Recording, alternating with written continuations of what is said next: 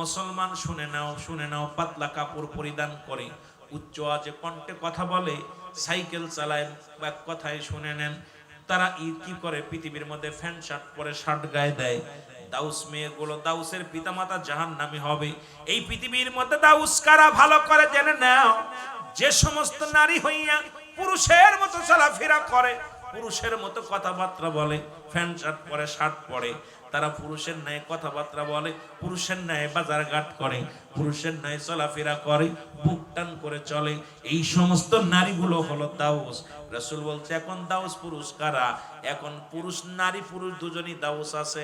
দাউসের মধ্যে শুধু নারী নয়, পুরুষও আছে রে মুসলমান। পুরুষ দাউস হলো যে সমস্ত পুরুষ মানুষ হইয়া মেয়েদের মতো কথাবার্তা বলে, নাক ফুরায়, কান ফুরায়, হাতের মধ্যে ছুরি দেয়, মুসলমান মহিলাদের মতো চলাফেরা করে, মহিলাদের মতো উন্না টানে, দেখা যায় গলার মধ্যে সোনার চেন লাগায়, হাতের মধ্যে সোনার ব্রেসলেট লাগায়। এই সমস্ত দাউস, দাউসের পিতামাতা জাহান্নামী। জোরে জোরে চিল্লায় বলো আল্লাহু আকবার। দাউস পুরুষ, দাউস মহিলা, দুইটাই আছে। খালি এখানে বেপরদা মহিলা তাদের জাহান্নামে যাবে না, বেপরদা নারীও পুরুষও জাহান্নামে যাবে। পর্দার বিধান, নামাজ যেমন ফরজ, পর্দাও তেমন ফরজ। সুবহানাল্লাহ বলেন না? নামাজও ফরজ, পর্দাও ফরজ। শুধু নারীর জন্য নয়, পুরুষের জন্য। নারীর জন্য নয়, পুরুষের জন্য। জোরে বলেন ঠিক কি না? উভয়ের জন্য, উভয়ের জন্য আছে। এখন দাউসের পিতামাতা যাদের ছেলে মেয়ে এক নাম্বার মেয়ে কুলে জন্ম নিয়ে, যে সমস্ত মেয়েরা মেয়ে কুলে জন্ম নিয়ে প্যান্ট শার্ট পরে, শার্ট গায়ে দেয়, একটা রিসার্চে সারা পৃথিবীর বৈজ্ঞানিকেরা রিসার্চ করে পাইছে পৃথিবীর মধ্যে হিজলা হওয়ার পিছনের কারণটা, যে সমস্ত নারীরা অধিক পরিমাণ প্যান্ট শার্ট পরে, শার্ট গায়ে দেয়, এদের গর্ভে থেকে অধিকাংশই হিজলা বাইর হয়, সংখ্যা বেশি। কথা বুঝেননি? এই যে হিজলা, তৃতীয় লিঙ্গ যেটা, এই লিঙ্গ যেটা হয় আপনার ভালো করে বুঝে নিবেন। এটা বিদেশি এবং বাংলাদেশি সমস্ত বৈজ্ঞানিকরা রিসার্চ করে, অনেক গবেষকরা গবেষণা করে পেয়েছে যে হিজলা হওয়ার পিছনে শুধু মা বাবাই দায়ী। কারণ এই যারা মেয়ে কুলে জন্ম নিয়ে যারা প্যান্ট শার্ট পরে, শার্ট গায়ে দেয়, এরা দাউস, যারা পুরুষের ন্যায় চলাফেরা করে, পুরুষের মতো কথাবার্তা বলে। রাসূল বললেন আমি জাহান্নামে গেলাম। বেপরদা নারীরা শোনো, নবীজি বললেন আমি জাহান্নামে গেলাম, দেখলাম অধিক পরিমাণ নারীগুলো জাহান্নামের মধ্যে চলতেছে। রাসূল বলার পর আম্মা জান বলেন হুজুর কিসের কারণ? বলে বিবি রে, ওই সমস্ত নারীগুলো স্বামীর নামে লানত করতো। এক নম্বরে আমার বাবারা যারা আছেন ভালো করে শুনবেন, একটু ছোটখাটো আলোচনা নয়, লম্বা আলোচনা। আমি অত বড় লম্বা আলোচনা করব না, আমি শুধু বোঝানোর জন্য বলে যাই। নবীজি বললেন দাউস, এই সমস্ত মেয়েরা যারা জাহান্নামে যাবে, অধিক পরিমাণ নারীদের জাহান্নামে দেখলাম। আম্মা জান বলে ইয়া রাসূলুল্লাহ, ইয়া হাবিবাল্লাহ, তাদের কি দোষ গো? বলে আমার বিবিগণ শোনো, ওই সমস্ত নারীরা হলো লানতকারী মহিলা। নবীজি বললা পর আম্মা জান বলেন হুজুর লানত কাকে বলে? বলে এই সমস্ত নারীরা স্বামীকে অভিশাপ করত, স্বামীকে গালিগালাজ করত। এই চট্টগ্রামের মারা শোনো, যে সমস্ত নারীরা স্বামীকে গালি দিবে, স্বামীকে অভিশাপ দিবে, এই সমস্ত নারীগুলো হজ কবুল হবে না, যাকাত কবুল হবে না, সদকা কবুল হবে না। পৃথিবীর মধ্যে নারী, আমার মা শুনে নাও, যারা স্বামীকে অভিশাপ দাও, স্বামী মরে না কেন?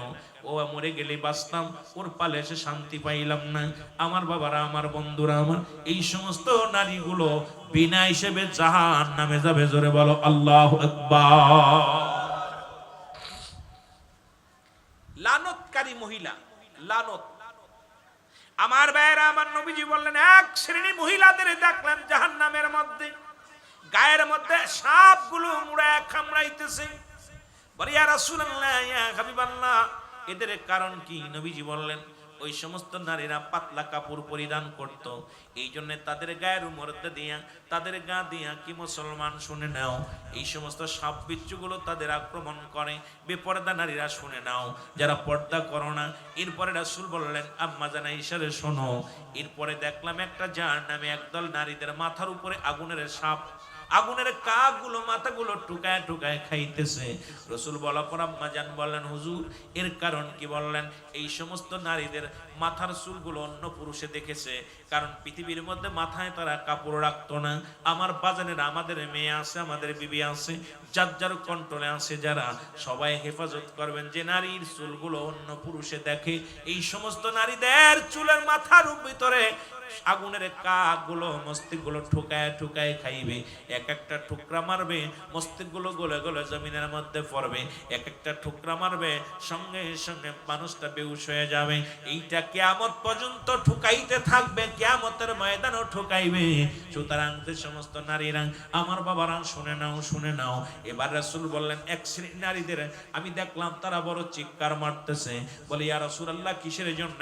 বলে, ওই সমস্ত নারীদের কথার আওয়াজ বেড়ার বাইরে চলে গেছে, এই কারণে এই সমস্ত নারীদের জিহ্বাখানা উল্টায় পিছনে পেরাক লাগায় রাখছে। আজকের মুসলমান নারী শাসিত বাংলাদেশটা, যদিও বলি সকালবেলা আমার বিরুদ্ধে অভিযোগ আসবে, কারণ পৃথিবীর মধ্যে মুসলমান যে নারীর কথা বেড়ার বাইরে চলে যাবে তাকে তালাক দেয়া জায়েজ হয়ে যাবে। যেমন আপনার আমার জাতির পিতা মুসলমান, শুনে নাও, জাতির পিতা হযরত ইব্রাহিম খলিলুল্লাহ, জুড়ে বলেন মারহাবা, আর একটু জোরে বলো মারহাবা। যেহেতু বেপরদা নারীর শাস্তির বিধানের কথা বলেছেন, এই জন্য বলে যাই, এ মুসলমান শোনো, হযরত মুসলমান ইব্রাহিম খলিলুল ইব্রাহিম আলাইহিস সালাম, ইসমাঈল আলাইহিস সালাম দুজন অনেক দূরে। ইসমাঈল আলাইহিস সালাম বিয়ে করলেন, ইব্রাহিম আলাইহিস সালাম অনেক দিন পর বেড়াতে গেছেন।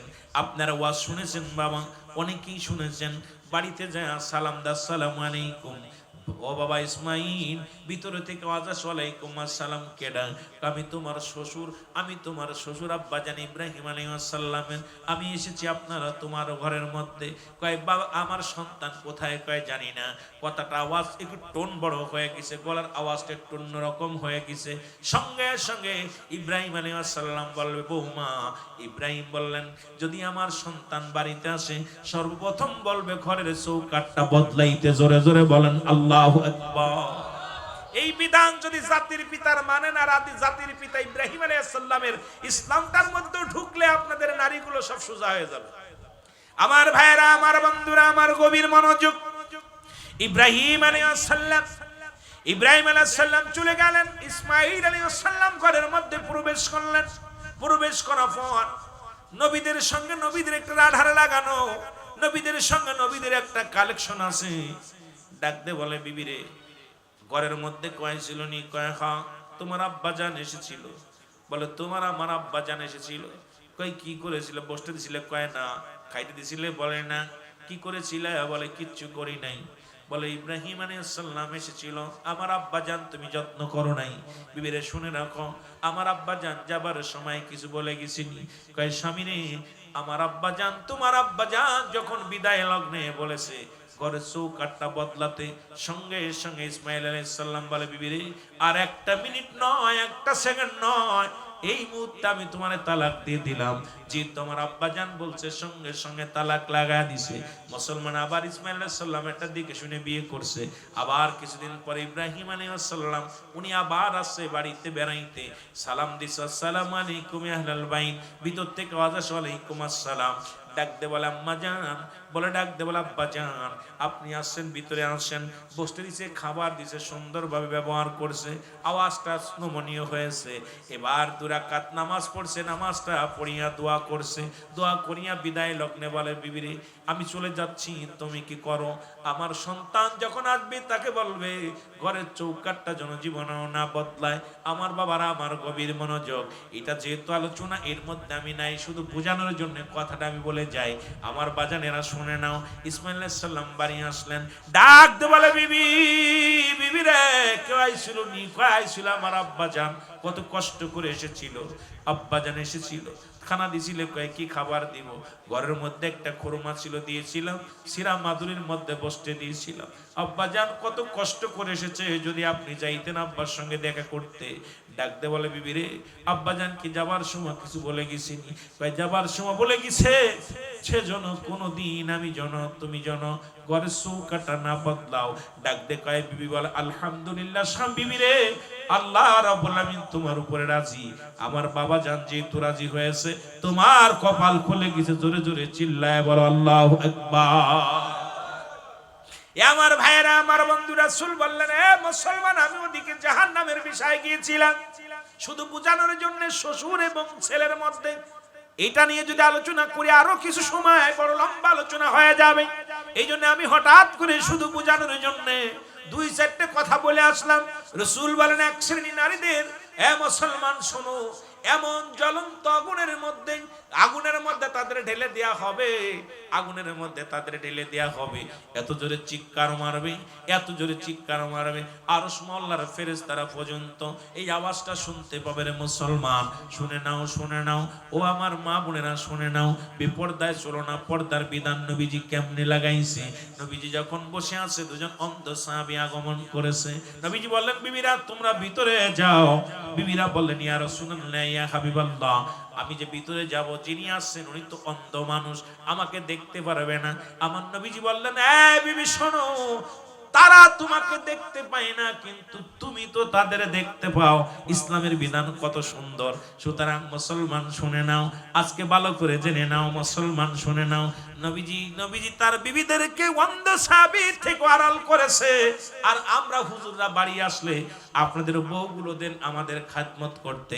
এটা কোন ইসলাম পাইছেন বুঝি আসে না। জোরে জোরে চিল্লায় বলেন ঠিক কিনা।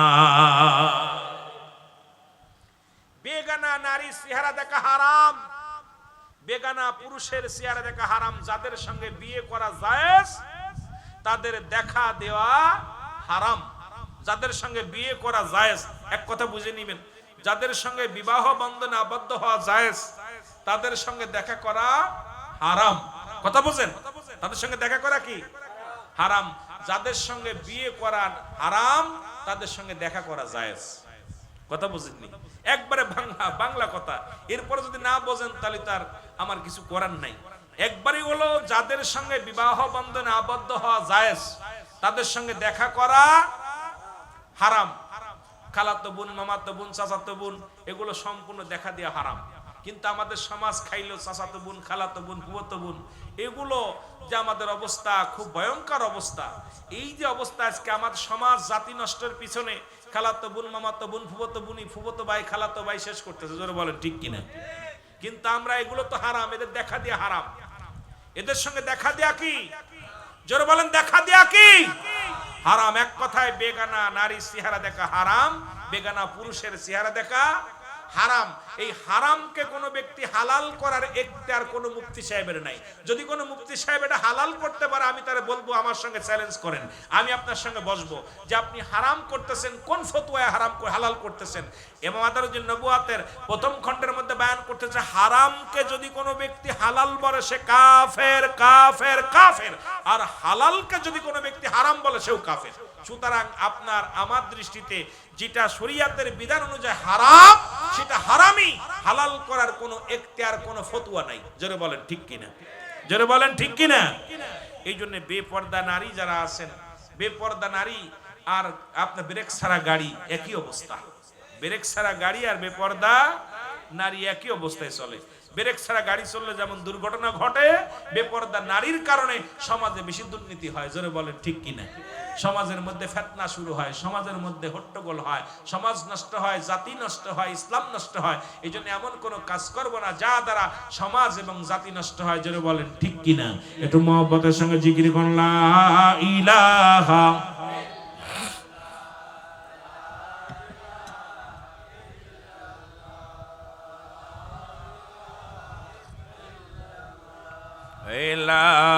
ইলাহা। আরো জোরে বলেন, লা ইলাহা। তুমি কাউকে বানাইলা খলিলুল্লাহ, তুমি কাউকে বানাইলা রূহুল্লাহ, তুমি কাউকে বানাইলা লাও, তুমি কাউকে বানাইলা রূহুল্লাহ। আর নূর মুহাম্মদ সাল্লাল্লাহু, বল নূর মুহাম্মদ। আর লা ইলাহা ইল্লাল্লাহ লা ইলাহা আরো জোরে লা ইলাহা জবান খুলে লা ইলাহা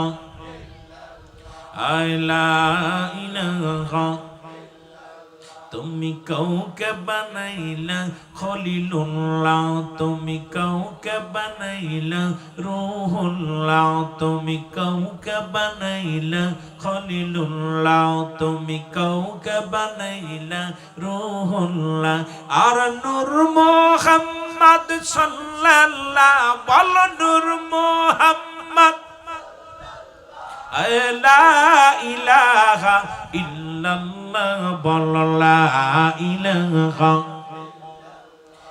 লা ইলাহা লা বাবারা আমার এই যেদিন খানে দাজ্জাল আগমন করবে ইমাম মেহেদী আলাইহিস সালাম আগমন করবে ইমাম মেহেদীর নাম থাকবে মুহাম্মদ ইমাম মেহেদীর বাবার নাম থাকবে মুসলমান শুনে নাও আব্দুল্লাহ মান নাম থাকবে মুসলমান শুনে নাও ওই কোতামে না ওই মুসলমান ওনার বংশ থাকবে ফাতেমার বংশধর গোত্র থাকবে বতুয়া গোত্র ইমাম মেহেদী আলাইহিস সালাম বাংলাদেশে অলরেডি বাংলাদেশে একাধিক ইমাম মেহেদী বলে দাবি করেছেন কিন্তু শুনে নেন সুন্নি ভাইরা যদি কোনো আমাদের মধ্যে কোনো ব্যক্তি ইমাম মেহেদী বলে দাবি করে ওর জুতা স্যান্ডেল দিয়ে পিটাইবেন নাকি হবে কারণ বাংলাদেশে ইমাম মেহেদী আইব না ইমাম মেহেদী আইব মুসলমান কোথায় পতুয়া গোত্র সেই গোত্র হলো মা আম্মাজান ফাতেমার গোত্র ফাতেমার মুসলমান বংশধর হইয়া ইমাম মেহেদী মুসলমান আসবে তার চেহারা আমি একটু জানা দিয়ে যাই আলোচনার আগে আপনাদের বোঝানোর জন্য বলে যাই ইমাম মেহেদী মুসলমান যখন মক্কা মদিনায় পাপ হবে এত পরিমাণ পাপ হবে জিনা ব্যভিচার বেড়ে যাবে অন্যায় বিচার বেড়ে যাবে যেদিন মক্কা মদিনার মানুষগুলো মানুষ বিনা বিচারে মানুষ হত্যা করবে যেমন বাংলাদেশে এখন দেখতেছি রে মুসলমান কোনো বিচার নাই এখন যারে পায় তারে সেখানে আজকে কোনো মানুষের জীবনের কোনো নিরাপত্তা নাই কি আছে ভ্যান চালক কি আছে রিক্সা চালক কি আছে মুসলমান কেন যেন মানুষের পাখি যেমনি মেরে ফেলে গুলি করে মানুষ যেন মানুষকে মারতে কোনো দ্বিধা দ্বন্দ্ব নেই মানুষগুলো পাথর দিয়ে নিক্ষেপ করে যখন বিলালকে মেরেছিল বিলালকে পাথর চাপা দিয়েছিল কিছুদিন আগে দেখলাম এক ব্যবসায়ী ভাই আরেক ভাইয়েরা তাকে পাথর দিয়ে কেমন ভাবে নিক্ষেপ করে মারা হলো মুসলমান ভাইকে খুন করে বন্ধু বন্ধুকে খুন করে কারণ এটাও বুঝতে বাকি নাই নবী বলছে বালহুয়া কিলাব এই দুনিয়াটা হলো পচা দুর্গন্ধ মরি আর মানুষের চরিত্র হবে কুকুরের চরিত্র মানুষ যেমন পৃথিবীর মধ্যে কুকুর যেমন মরি পাইলে খুশি হয় সে জামানার মানুষগুলো সম্পদ পাইলে খুশি হবে সম্পদের জন্য বাইরে খুন করবে হায়রে অত্তমীর মোশাররফ হোসেন লিখে গেলেন কারবালার প্রান্ত থেকে আমাদের শিক্ষা নেওয়ার দরকার মুসলমান আমার লম্বা আলোচনা এই আলোচনাগুলো করার দরকার 2-4 রাত জানার দরকার আপনাদেরকে মুসলমান ইমাম মেহেদী আলাইহিস সালামের তখন সর্বোচ্চ পরিচয় তার পরিচয়টা আমি তুলে ধরি যাতে আপনাদের চিনতে ভালো হয় যাতে বুঝতে ভালো হয় ইমাম মেহেদী আলাইহিস সালাম যখন মক্কা মদিনায় এত পরিমাণ পাপ হবে জিনা হবে অন্যায় হবে অপরাধ হবে বেপরদায় নারীগুলো চলবে বেপরদায় পুরুষ চলবে সুদের মাত্রা বেড়ে যাবে ইমাম মেহেদী আলাইহিস সালাম রাতের অন্ধকারে বাইর হয়ে যাবে ইমাম রাসূল বললেন ইমাম মেহেদীর পরিচয় ওনার ইমাম মেহেদী আলাইহিস সালামের গায়ের রং থাকবে শ্যামলা মাথার চুলগুলো থাকবে কোকড়ানো মোকড়ানো কালো কুচকুচে থাকবে কোকড়ানো মোকড়ানো ইমাম মেহেদী আলাইহিস সালামের মুসলমান শুনে নাও এই বুরুটা হবে টানা বুরু ইমাম মেহেদী আলাইহিস সালামের কানের মধ্যে পশম হবে বড় বড় লম্বা লম্বা পশম হবে ইমাম মেহেদী আলাইহিস সালাম বুকে অনেক পশম থাকবে সিনাটা সিংহ পুরুষের মতো থাকবে ইমাম মেহেদী আলাইহিস সালাম সবচেয়ে বড় পরিচয় হলো ইমাম মেহেদী আলাইহিস সালামের থাকবে মুসলমান তুতলা থাকবে কথা বলতে গেলে বেঁধে যাবে সে উরুতের মধ্যে জোরে জোরে আঘাত করবে ইমাম মেহেদী আলাইহিস সালাম প্রকাশ হওয়ার আগে আমার মন বলে ইমাম মেহেদী আলাইহিস সালামের প্রকাশের সময় এসে গেছে জোরে বলেন ঠিক কিনা এই জন্য বলতেছি যে এখন দেখেন সৌদি আরবে যে অবস্থা আমরা সবাই সৌদির ইসলাম মানি সৌদি আরবে এখন নারী আমাদের বাংলাদেশে যত নারী যায় তাদেরকে যেভাবে নির্যাতন করে সৌদিতে যে অবস্থা শুরু হয়েছে সৌদি আরবে এখন সিনেমার হল ভিত্তি স্থাপন হয়েছে যারা সৌদি আছে খবর নেন মিথ্যা হইলে আকবর হুজুরুল আমিন সিদ্দিকী সাহেব মিথ্যা বলে গেছে সৌদি আরবে আপনার আমরা সৌদি থেকে খেয়াল করি সৌদির বাদশা যিনি ইনি সবচেয়ে বড় ভয়ঙ্কর একজন দাজ্জাল এই দাজ্জাল ইসলামের দোহাই দিয়ে যত সন্ত্রাসী কার্যকলাপ, যত লামাজাবি, যত দুনিয়ার ফেকরাবাদ গুলোকে আশ্রয় দিয়া ইসলামের ক্ষতি করার জন্য পায়তারা শুরু করছে। বলেন ঠিক কিনা? এর অন্য দেশের দালাল, ভালো করে বুঝে নিবেন। আমার নবীজি বলে গেছেন যা সবগুলো আমরা পাইতেছি। মক্কা শরীফ এখন পতিতালায়, মুসলিম পতিতালায় খোলা হয়েছে। কাবা শরীফ কোথায় বোঝেননি? মক্কা মদিনায়। কোথায় আছেন? বাংলাদেশের পতিতালায় ভাঙ্গা হয়েছে, ওরা গড়তেছে। সুতরাং নারীরা এখন গাড়ি চালায়, প্রায় দেখবেন মেয়েরা এখন ড্রাইভিং করে। নবীজি বলছেন যখন এইগুলো শুরু হয়ে যাবে তখন ইমাম মেহেদী আলাইহিস সালামের আগমন ঘটবে। আর ইমাম মেহেদী আলাইহিস সালামের হাতে বায়াত গ্রহণ করবেন হযরত ঈসা আলাইহিস সালাম। ঈসা আলাইহিস সালাম যেহেতু দাবি করেছিল, হে রব্বুল আলামিন, আমি তো নবী হয়ে আসলাম দুনিয়ার মধ্যে, আখির নবীর এত মর্যাদা, আমার জীবনে তুমি শেষ জীবনে আমাকে তুমি নিয়ে যাও, তুলে নিয়ে যাও, আমাকে ওই নবীর পায়, ওই নবীর উম্মাত হিসেবে আমারে পাঠাও। রব্বুল আলামিন কবুল করেছিলেন। ঈসা আলাইহিস সালাম আসবে।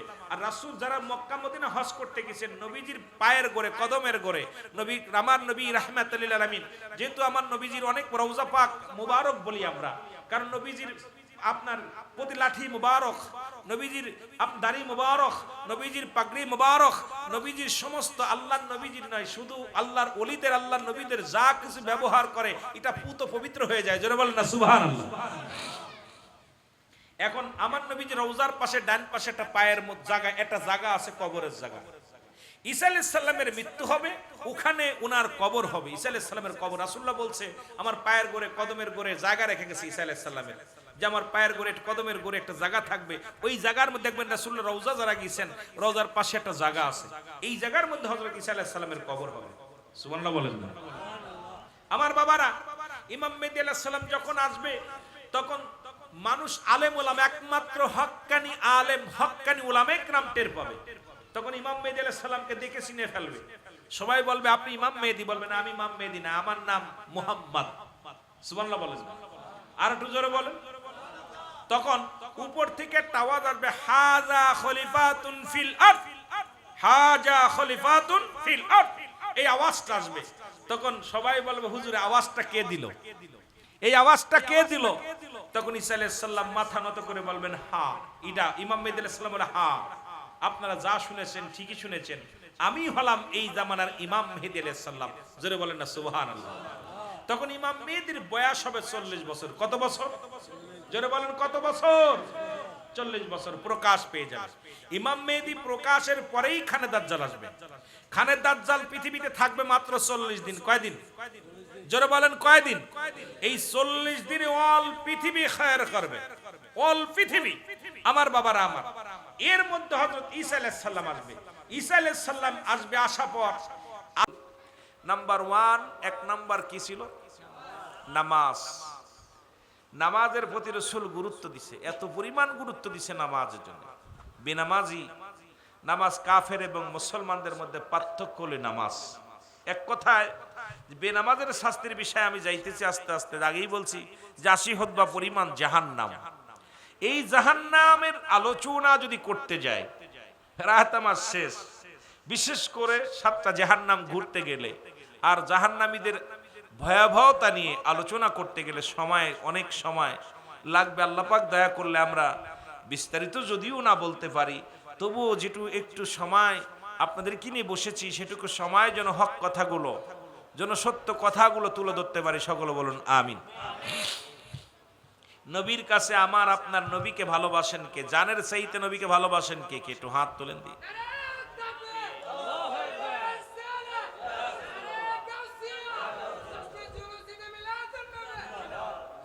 আমার বড় কষ্ট হয়, রসুলকে ভালোবাসি, দাড়ি মাসের মধ্যে 36 দিন চাষি। কি কন? রাগ করেননি? রাগ করেন? আমার সুন্নি ভাইয়েরা রাগ করলে আমার কিছু যায় আসে না। আমার কষ্ট হলো ওখানেই যে আমরা রসুলকে যদি ভালোবাসি, রসুলের গুণে গুণান্বিত হতে হবে। যেটা বলেন ঠিক কিনা? রসুলের গুণ গুণান্বিত যদি না হয়ে আমি বলি রসুল রসুল বলে আমরা লাফালাফি করি, মানুষ আমাদেরকে পাগল বলবে। পাগল ছাড়া কিচ্ছু বলবে না। এই যে রসুলকে যদি ভালোবাসতে হয়, আমার রসুলের গুণে গুণান্বিত হতে হবে। এক নম্বরে ছিল প্রিয় নবীজির কাছে এক নম্বরে নামাজ। আপনার আমার জিন্দেগির মধ্যে নামাজটা দরকার। আর রব্বুল আলামিন দুনিয়া সৃষ্টি করেছে রাত এবং দিন, এটার মধ্যে সর্বপ্রথম নামাজের গুরুত্ব দিচ্ছে, জোরে বলা যাবে না মারহাবা। রাত শুরু করেছে নামাজ দিয়া। ভাই মাইক আওয়াজ নাই, সাউন্ডটা দিতে বলছি, দয়া করে সাউন্ড টানে না, মাইক কথা টানে না। এক নম্বরে বলতেছিলাম নামাজ। রাত শুরু করেছে নামাজ দিয়া। কি দিয়া? জোরে বলেন কি দিয়া? এক নম্বরে নামাজ। মুসলমান গভীর মনোযোগ, নামবে না। এক নম্বরে নামাজ। রাত শুরু করেছে নামাজ দিয়া, দিন শুরু করেছে নামাজ দিয়া। এখন আলোচনাটা বুঝে নিবেন, নবীর কাছে কেন এক নাম্বার প্রিয় ছিল নামাজ। রাতের শুরু হলো মাগরিব, রাত শুরু করেছে আল্লাহ রাব্বুল আলামিন। বান্দারে, আমার বান্দা সারাদিন কষ্ট করেছে, এখন মাগরিবের সময় আমি রাত শুরু করে দিলাম মাগরিব দিয়ে। এই মাগরিবের 3 রাকাত ফরজ নামাজ যখন বান্দা আদায় করে, সঙ্গে সঙ্গে সে আমার আল্লাহর গোলাম হয়ে যায়। এবার পাশাপাশি 2 রাকাত সুন্নাত নামাজ যখন আদায় করবে, সঙ্গে সঙ্গে ওই বান্দা আমার নবীর প্রেমিক হয়ে যায়। রাতের মধ্যে যদি মৃত্যু হয়ে যায়, ওই ব্যক্তির নামটা উঠে যাবে আল্লাহর নাম, আল্লাহর দপ্তরে। সেই নামটা হবে রাসূলুল্লাহর প্রেমিক, আল্লাহর গোলাম। জোরে জোরে বলা যাবে না মারহাবা। তাকাবেন কোন দিকে? নামাজ তো ছেড়ে দেওয়ার মতো পথ আমি দেখতেছি না। কথা বুঝেননি? নামাজ ছাড়ার মতো কোনো পথ নাই। রাত শুরু করেছে নামাজ দিয়া, দিনও শুরু করেছে নামাজ দিয়া। দিনের শুরু হলো বান্দা, দিনের শুরু হলো ফজর। দিনের শুরু কোন ওয়াক্ত? ফজর দিয়া। ও বান্দা, ফজরে 2 রাকাত ফরজ সুন্নাত নামাজ তুমি আদায় করলে। তুমি রাসূলকে যদি ভালোবাসো, আল্লাহকে যদি ভালোবাসো, রব্বুল আলামিন দিন এবং রাত দুটের মধ্যে নবীকেও রাখছে, রব্বুল আলামিন নিজেকেও রাখছে। রাত শুরু করেছে আল্লাহ বলে আমার গোলামি করে, নবীর প্রেম দিয়া। দিন শুরু করবে রাত আমার গোলামি দিয়া, নবীজির প্রেম দিয়া। মুসলমান গভীর মনোযোগ। দিন শুরু করেছে আল্লাহ, ফজর 2 রাকাত সুন্নাত নামাজ তুমি আদায় করলা, সঙ্গে সঙ্গে তুমি হয়ে গেলা আমার রাসূলের প্রেমিক। সঙ্গে সঙ্গে মুসলমান এবার 2 রাকাত ফরজ নামাজ তুমি আদায় করলা, সঙ্গে সঙ্গে তুমি হয়ে গেলা আমার আল্লাহর গোলাম। এখন যে দিনের মধ্যে তোমার মরণ হয়ে যায়, তোমার মরণটা হবে আল্লাহর গোলাম, রাসূলের প্রেমিক। জোরে জোরে বলেন মারহাবা। কি মজার দেখেন না, দিন রাত এটার মধ্যে সব সময় রাসূল যেখানে, আল্লাহ যেখানে সেখানে রাসূলকে রাখছে। আহলে সুন্নাত ওয়াল জামাত আমরা তাহলে রাসূলকে ভালোবাসি, ভালোবাসলে আমার আল্লাহরও ভালোবাসি। জোরে বলেন ঠিক কিনা? আমরা গোলামি করি কি করি না? জোরে বলেন করি কি করি না? এটা প্রমাণ দেখেন না, রাত দিন সব সময় রব্বুল আলামিন তার হাবিবকে পাশে রাখছে। হাবিবকে পাশে রাখছে যে আমার গোলামি যেখানে করবে বান্দা, আমার রাসূলের ভালোবাসা সেখানে থাকবে। মারহাবা বলেন না? আরো জোরে বলেন মারহাবা। আমার ভাইয়েরা, আমার বন্ধুরা, আমার এই নামাজ নবীজি বললেন সাহাবীদেরকে ডাকতে বলেন, সাহাবীরা রে, নবীজি নামাজের ওয়াজ করেন। নবীজি বলেন সাহাবীরা রে, তোমরা শুনে নাও, শুনে নাও, শুনে নাও। তোমরা কি কোনো ব্যক্তি আমার সঙ্গে জান্নাতে যেতে চাও? সাহাবীরা বলে ইয়া রাসূলুল্লাহ, কে বানা চায়? নবীর সঙ্গে জান্নাতে আপনারা কে কে যেতে চান? একটু হাত দুখানা তুলে দেখান। যেতে চান নাকি? নবীর সঙ্গে যেতে চান তো? নবীজি বললেন কে কে আমার সঙ্গে জান্নাতে যেতে চাও? রাসূলুল্লাহ বলার সঙ্গে সঙ্গে সাহাবীরা বলেন হুজুর আমরা চাই। নবীজি বলেন তাহলে শুনে রাখো, যে ব্যক্তি 5 ওয়াক্ত সালাত, 5 ওয়াক্ত নামাজ সময় মতো মতো আদায় করতে পারবে, আমি নবী ওয়াদা করলাম, আমি নবী জবান দিলাম, আমি নবী তার হাত ধরে জান্নাতে নিয়ে যাব। জোরে বলা যাবে না সুবহান? রাসূল নিজে বললেন যে আমি নবী জান্নাতে নিয়ে যাব, জান্নাতে নিয়ে যাব যে ব্যক্তি 5 ওয়াক্ত সালাত নামাজ সময় মতো 5 ওয়াক্ত নামাজ আদায় করবে, আমি নবী ওয়াদা করলাম। রাসূলুল্লাহর ওয়াদা কি মিথ্যা হতে পারে ভাই? যেটা বলেন হতে পারে। রাসূল নিজে ওয়াদা করেছে, যে ব্যক্তি 5 ওয়াক্ত নামাজ সালাত আদায় করবে, আমি নবী তাদেরকে আমি কথা দিলাম আমার সনে আমি হাত ধরে জান্নাতে নিব। সুবহানাল্লাহ বলেন। আর একটু জোরে বলেন আল্লাহু আকবার।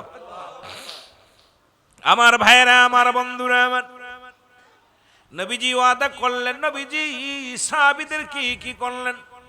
নবীজি বললেন, সাহাবীরা রে, আজ থেকে তাহলে শুনে নাও, তোমরা সালাতের গুরুত্ব দাও। এমন সময় এক সাহাবী, তার মধ্যে নাম সবচেয়ে গরিব সাহাবী, এই পৃথিবীর মধ্যে সবচেয়ে মুসলমান সবচাইতে গরিব একজন সাহাবা ছিল, নাম হলো আব্দুল্লাহ আনসারী। জোরে বলা যাবে না মারহাবা? সবচাইতে গরিব।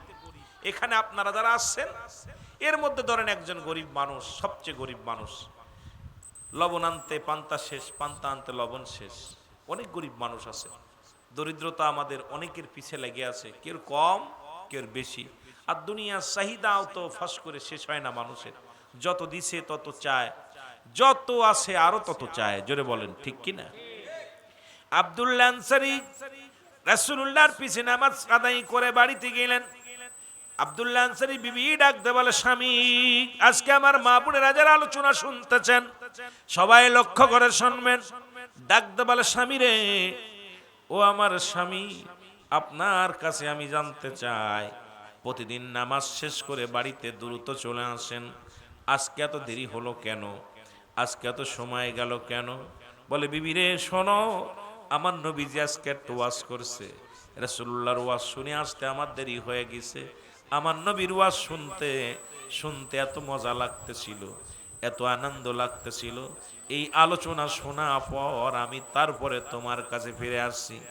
আব্দুল্লাহ আনসারী বিবি বলে, স্বামীরে কি ওয়াজটা করেছে আগে বলো। সুবহানাল্লাহ বলেন না?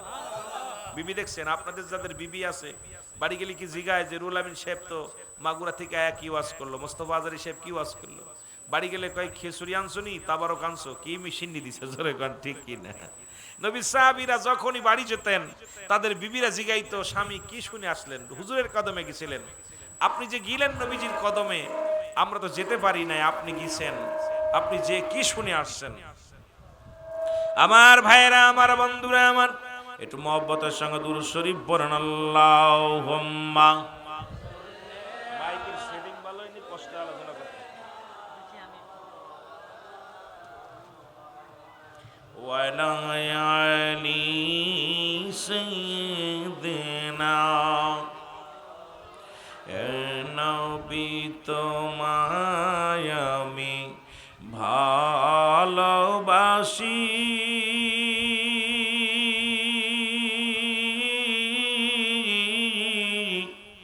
তোমার প্রেমেতে হাবিবি পাগল আমি। বলেন, তোমার প্রেমেতে অগ পাগল আমি। জোরে জোরে বলেন, নবী তোমায় আমি ভালো, তোমার প্রেমেতে হাবিবি পাগল আমি। বলেন, আপনার প্রেমেতে আমি পাগল আমি। জোরে আমার সাথে বলেন, নবী তোমায় আমি ভালো, তোমার প্রেমেতে হাবিবি পাগল আমি। বলেন, তোমার প্রেমেতে ওগো পাগল, আসমান জমিন পাগল তোমার জন্য।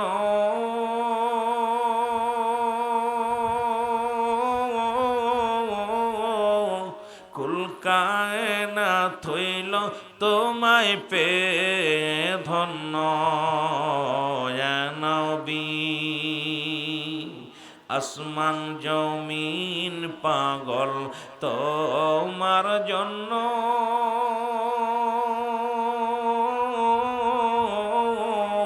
কুল কায়নাত হলো ধন্য তোমার জন্য, ইয়া নবী।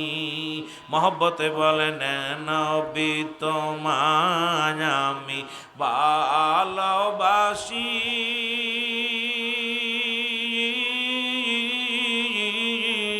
তোমার প্রেমেতে হাবিবি পাগল আমি, বলেন তোমার প্রেমেতে পাগল হইলাম আমি।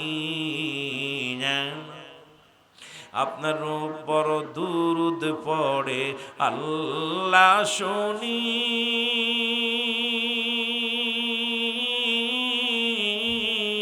আপনার উপর দুরুদ পড়ে ফেরেশতা জানি। এ নবী তোমায় আমি ভালো, তোমার প্রেমেতে হাবিবি পাগল আমি, বলেন তোমার প্রেমেতে ওগো পাগল আমি। নবী, আরো জোরে বলেন, নবী তোমার আমি জোরে জোরে রবিউল আউয়াল মাস জোরে, তোমার প্রেমেতে ওগো পাগল আমি, বলেন তোমার প্রেমেতে ওগো সারা জাহান হলো ধন্য আপনার ছোঁয়ায়,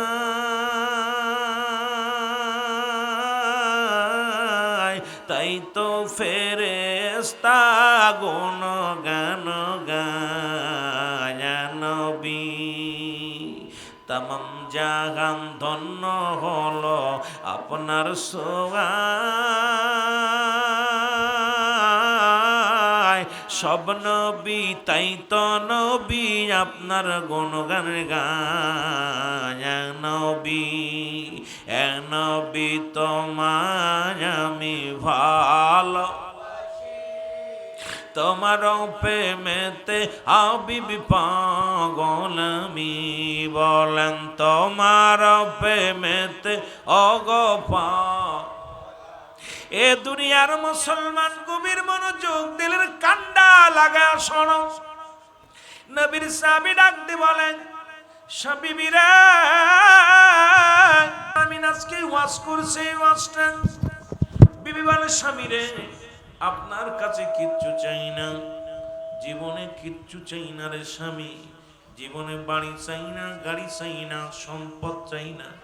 বিবিরে ও স্বামী, জীবনে ভালো দামি কাপড় চাই না, খানা চাই না, একটা মাত্র দাবি আমি করব, আপনি আমাকে একটু সময় দিবেন। ও চট্টগ্রামের মারা, আমার চট্টগ্রামের খালারা, চট্টগ্রামের ফুবুরা, চট্টগ্রামের ভাবিরা, চট্টগ্রামের বোনেরা, দিলের কান্ডা লাগা শুনে নাও। নবীর সাহাবী কেমন ছিল, নবীর বিবির সাহাবী কেমন ছিল গো। এবার আব্দুল্লাহ আনসারী কি বিবি ডাক দিয়ে বলে, স্বামী আপনি আমাকে একটু সময় দিবেন, আমিও যেন সময় করে 5 ওয়াক্ত সালাত আদায় করতে পারি। আপনি সালাত আদায় করে যাবেন রাসূলুল্লাহর সঙ্গে জান্নাতে, আরে নামাজ না পড়ে আমি যাব জাহান্নামে। আমার স্বামী আপনার কাছে একটা দাবি করব, আমি যেন 5 ওয়াক্ত সালাত নামাজ সময় মতো আদায় করতে পারি, কিয়ামতের ময়দানে আমিও আপনার সঙ্গে রাসূলুল্লাহর সঙ্গে জান্নাতে যেতে চাই। জোরে বলেন মারহাবা। এ চট্টগ্রামের মারা, বোয়ালখালীর মারা শুনে নাও, আমার বোনেরা শুনে নাও। এমন প্রতিদিন আব্দুল্লাহ আনসারী প্রতিনিয়ত 5 ওয়াক্ত সালাত রাসূলুল্লাহর সঙ্গে আদায় করে, নবীজির সঙ্গে জামাতে আদায় করে, একা একা কারণায় জামাতে আদায় করে। রাসূল দেখে সালাম ফিরা, আসসালামু আলাইকুম ওয়া রাহমাতুল্লাহ, আসসালামু আলাইকুম ওয়া রাহমাতুল্লাহ। নবীজি ডান দিক থেকে বাম দিকে সালাম ফিরে তাকায়, দেখে নবীর সাহাবী নাই। আল্লাহর নবী ডাক দিয়ে বলে, সাহাবীরা রে, ও আমার সাহাবীরা, আমার আনসারী 5 ওয়াক্ত সালাতে আসে, নামাজ জামাতের সঙ্গে আদায় করে, এরপরে সালাম ফিরে আনসারীকে দেখতে পাই না। সাহাবীরা বলে, হুজুর নিশ্চিত দুনিয়ার কোন প্রেমে পড়েছে। আমার নবী কয়, না রে না, আমি নবী নিজেই খবর নিব আমার আনসারী কেন আসে নাই, আমি নবী নিজেই খবর নিব, আমি নবী নিজেই তার সন্ধান নিব। আমার সাহাবী আমার সঙ্গে দেখা না করে চলে যায়। এবার নবীজি নিজেই চলে গেলেন আনসারীর বাড়িতে, যায় নবী সালাম দাস, সালামু আলাইকুম আলাল বাইত, আসসালামু আলাইকুম আলাল বাইত। একবার নয়, দুইবার নয়, তিনবার নবী সালাম দিলেন, একবার সালামের জবাব পাইলেন না। রহমতের নবীর মনে বড় কষ্ট লাগলো। আমার নবীজি বাড়ির দিকে রওনা হয়ে গেলেন। পিছন থেকে আনসারী বলে, ওয়ালাইকুম আসসালাম ইয়া রাসূলুল্লাহ, ওয়ালাইকুম আসসালাম ইয়া হাবিবাল্লাহ, ওয়ালাইকুম আসসালাম ইয়া রাহমাতাল লিল আলামিন। নবী তোমায় আমি ভালো, তোমার প্রেমেতে হবি পাগল আমি, বলে না বানার প্রেমেতে অগো পাগল আমি। নবী মিলাদে কি আমি শান্তি পাই আমি,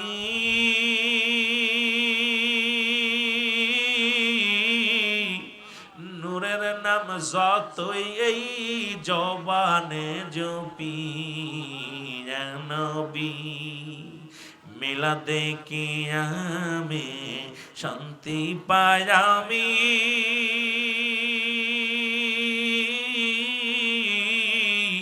নূর নবীর নাম গো জবানে জপি, নবী বলো ইয়া নবী তোমায় আমি ভালোবাসি।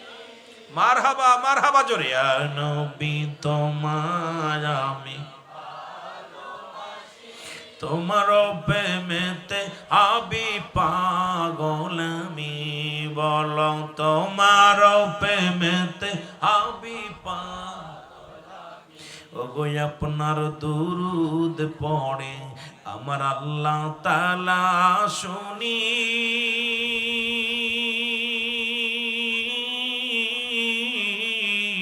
আপনার নাম জপে ফেরেশতা জানি। নবী আপনার প্রশংসা করে সকল নবী, আপনার গুণগান গায়ে গোটা জাতি।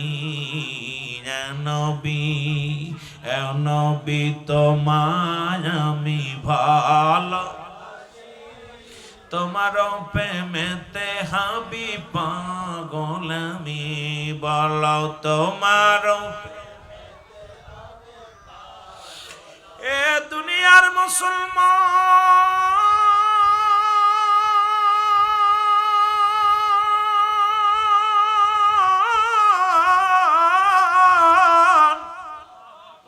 রহমতের নবী ডাকতে বলেন, আনসারী রে, তিনবার তোমার সালাম দিলাম, একবার নয়, দুবার নয়, তিনবার তোমার সালাম দিলাম, উত্তর দিলা না।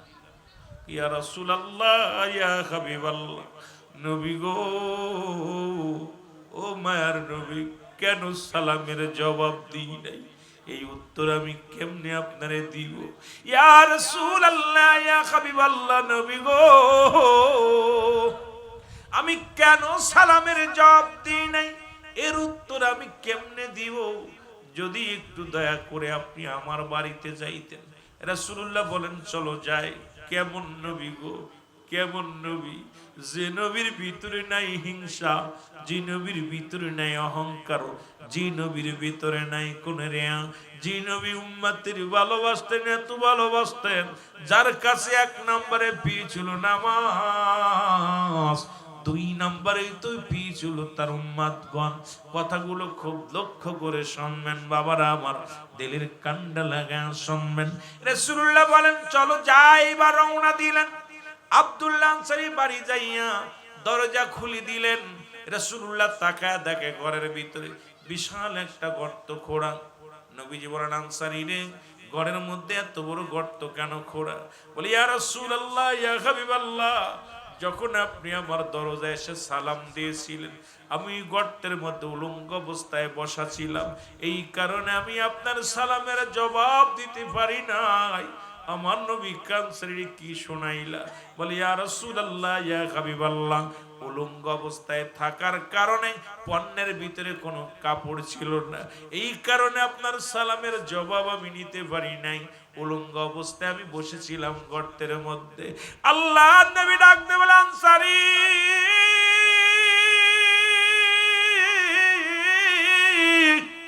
কি বলতে চাও বিস্তারিত বলো। বলে ইয়া রাসূলুল্লাহ ইয়া হাবিবাল্লাহ, আপনিও দিন ওয়াজ করেছিলেন নামাজের ওয়াজ, নামাজ কাজা গেলে কি পরিমাণ গুনাহ হবে, বেনামাজির কবরে কি শাস্তি হবে ইয়া রাসূলুল্লাহ। এক ওয়াক্ত নামাজ কাজা গেলে 80 খুতবা পরিমাণ জাহান্নাম, যারা এক খুতবা পরিমাণ 2,88,00,000 বছর। নবী গো, ও নবী, এই নামাজ যদি আদায় করতে পারি, এক নম্বরে প্রিয় হব আপনার, খুশি করব আমার মাওলার। ইয়া রাসূলুল্লাহ ইয়া হাবিবাল্লাহ, এই ওয়াজটা আমি বাড়ি এসে বললাম। আমার বিবি বলল, বিবি স্বামী রে, ও আমার স্বামী, জীবনের দামি কাপড় চাই না, দামি পোশাক চাই না, খাবার চাই না, বিবি স্বামী রে আমাকে একটু সুযোগ দিবেন, আমিও যেন 5 ওয়াক্ত সালাত জামাতের সঙ্গে আমি নয়, আমি যেন সময় মতো আদায় করতে পারি। ইয়া রাসূলুল্লাহ ইয়া হাবিবাল্লাহ, আমাদের স্বামী স্ত্রী মিলে মাত্র এক টুকরা কাপড়, যখন মসজিদে আযান দেয়, যখন বেল আযান দেয়, আল্লাহু আকবার আল্লাহু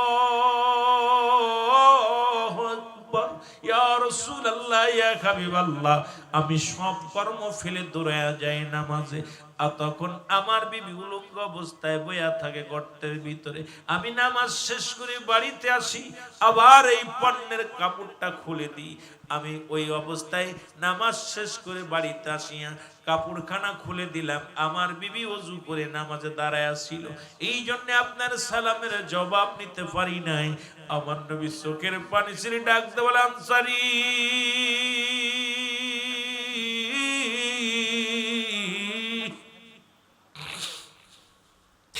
রাসূলুল্লাহ ডাক দিয়ে বলে আনসারী রে, আমি জবান দিলাম, আমি কথা দিলাম রে আনসারী, ইয়াউমাল কিয়ামতের ময়দানে আমি নবী তোদের স্বামী স্ত্রী দুজনকে হাত ধরে জান্নাতে নিব। জোরে জোরে চিল্লায় বলা যাবে না মারহাবা? আর একটু জোরে জোরে চিল্লায় বলেন মারহাবা। এ আমার ভাইয়েরা, আমার বন্ধুরা, আমার গোয়ালখালীর মারা, বোয়ালখালীর বাবারা, চট্টগ্রামের বাবারা, দিলের কান্ডা লাগা শোনো, নবীর সাহাবী যদি এক টুকরা কাপড় গায়ে দিয়া স্বামী স্ত্রী দুজন মিলে নামাজ পড়তে পারে, নামাজে সার নাই। আজকে আপনার এই বোয়ালখালীর জমিনে, চট্টগ্রামের জমিনে এমন কোন দরিদ্র লোক নাই যার এক টুকরা কাপড় আছে। এই জন্য নামাজের যদি হিসাব রব্বে কারীম ধরে, আমরা নাজাত পাওয়া সম্ভব হবে না। জোরে বলেন ঠিক কিনা? মহব্বতের সঙ্গে দুরূদ শরীফ পড়ুন, আল্লাহুম্মা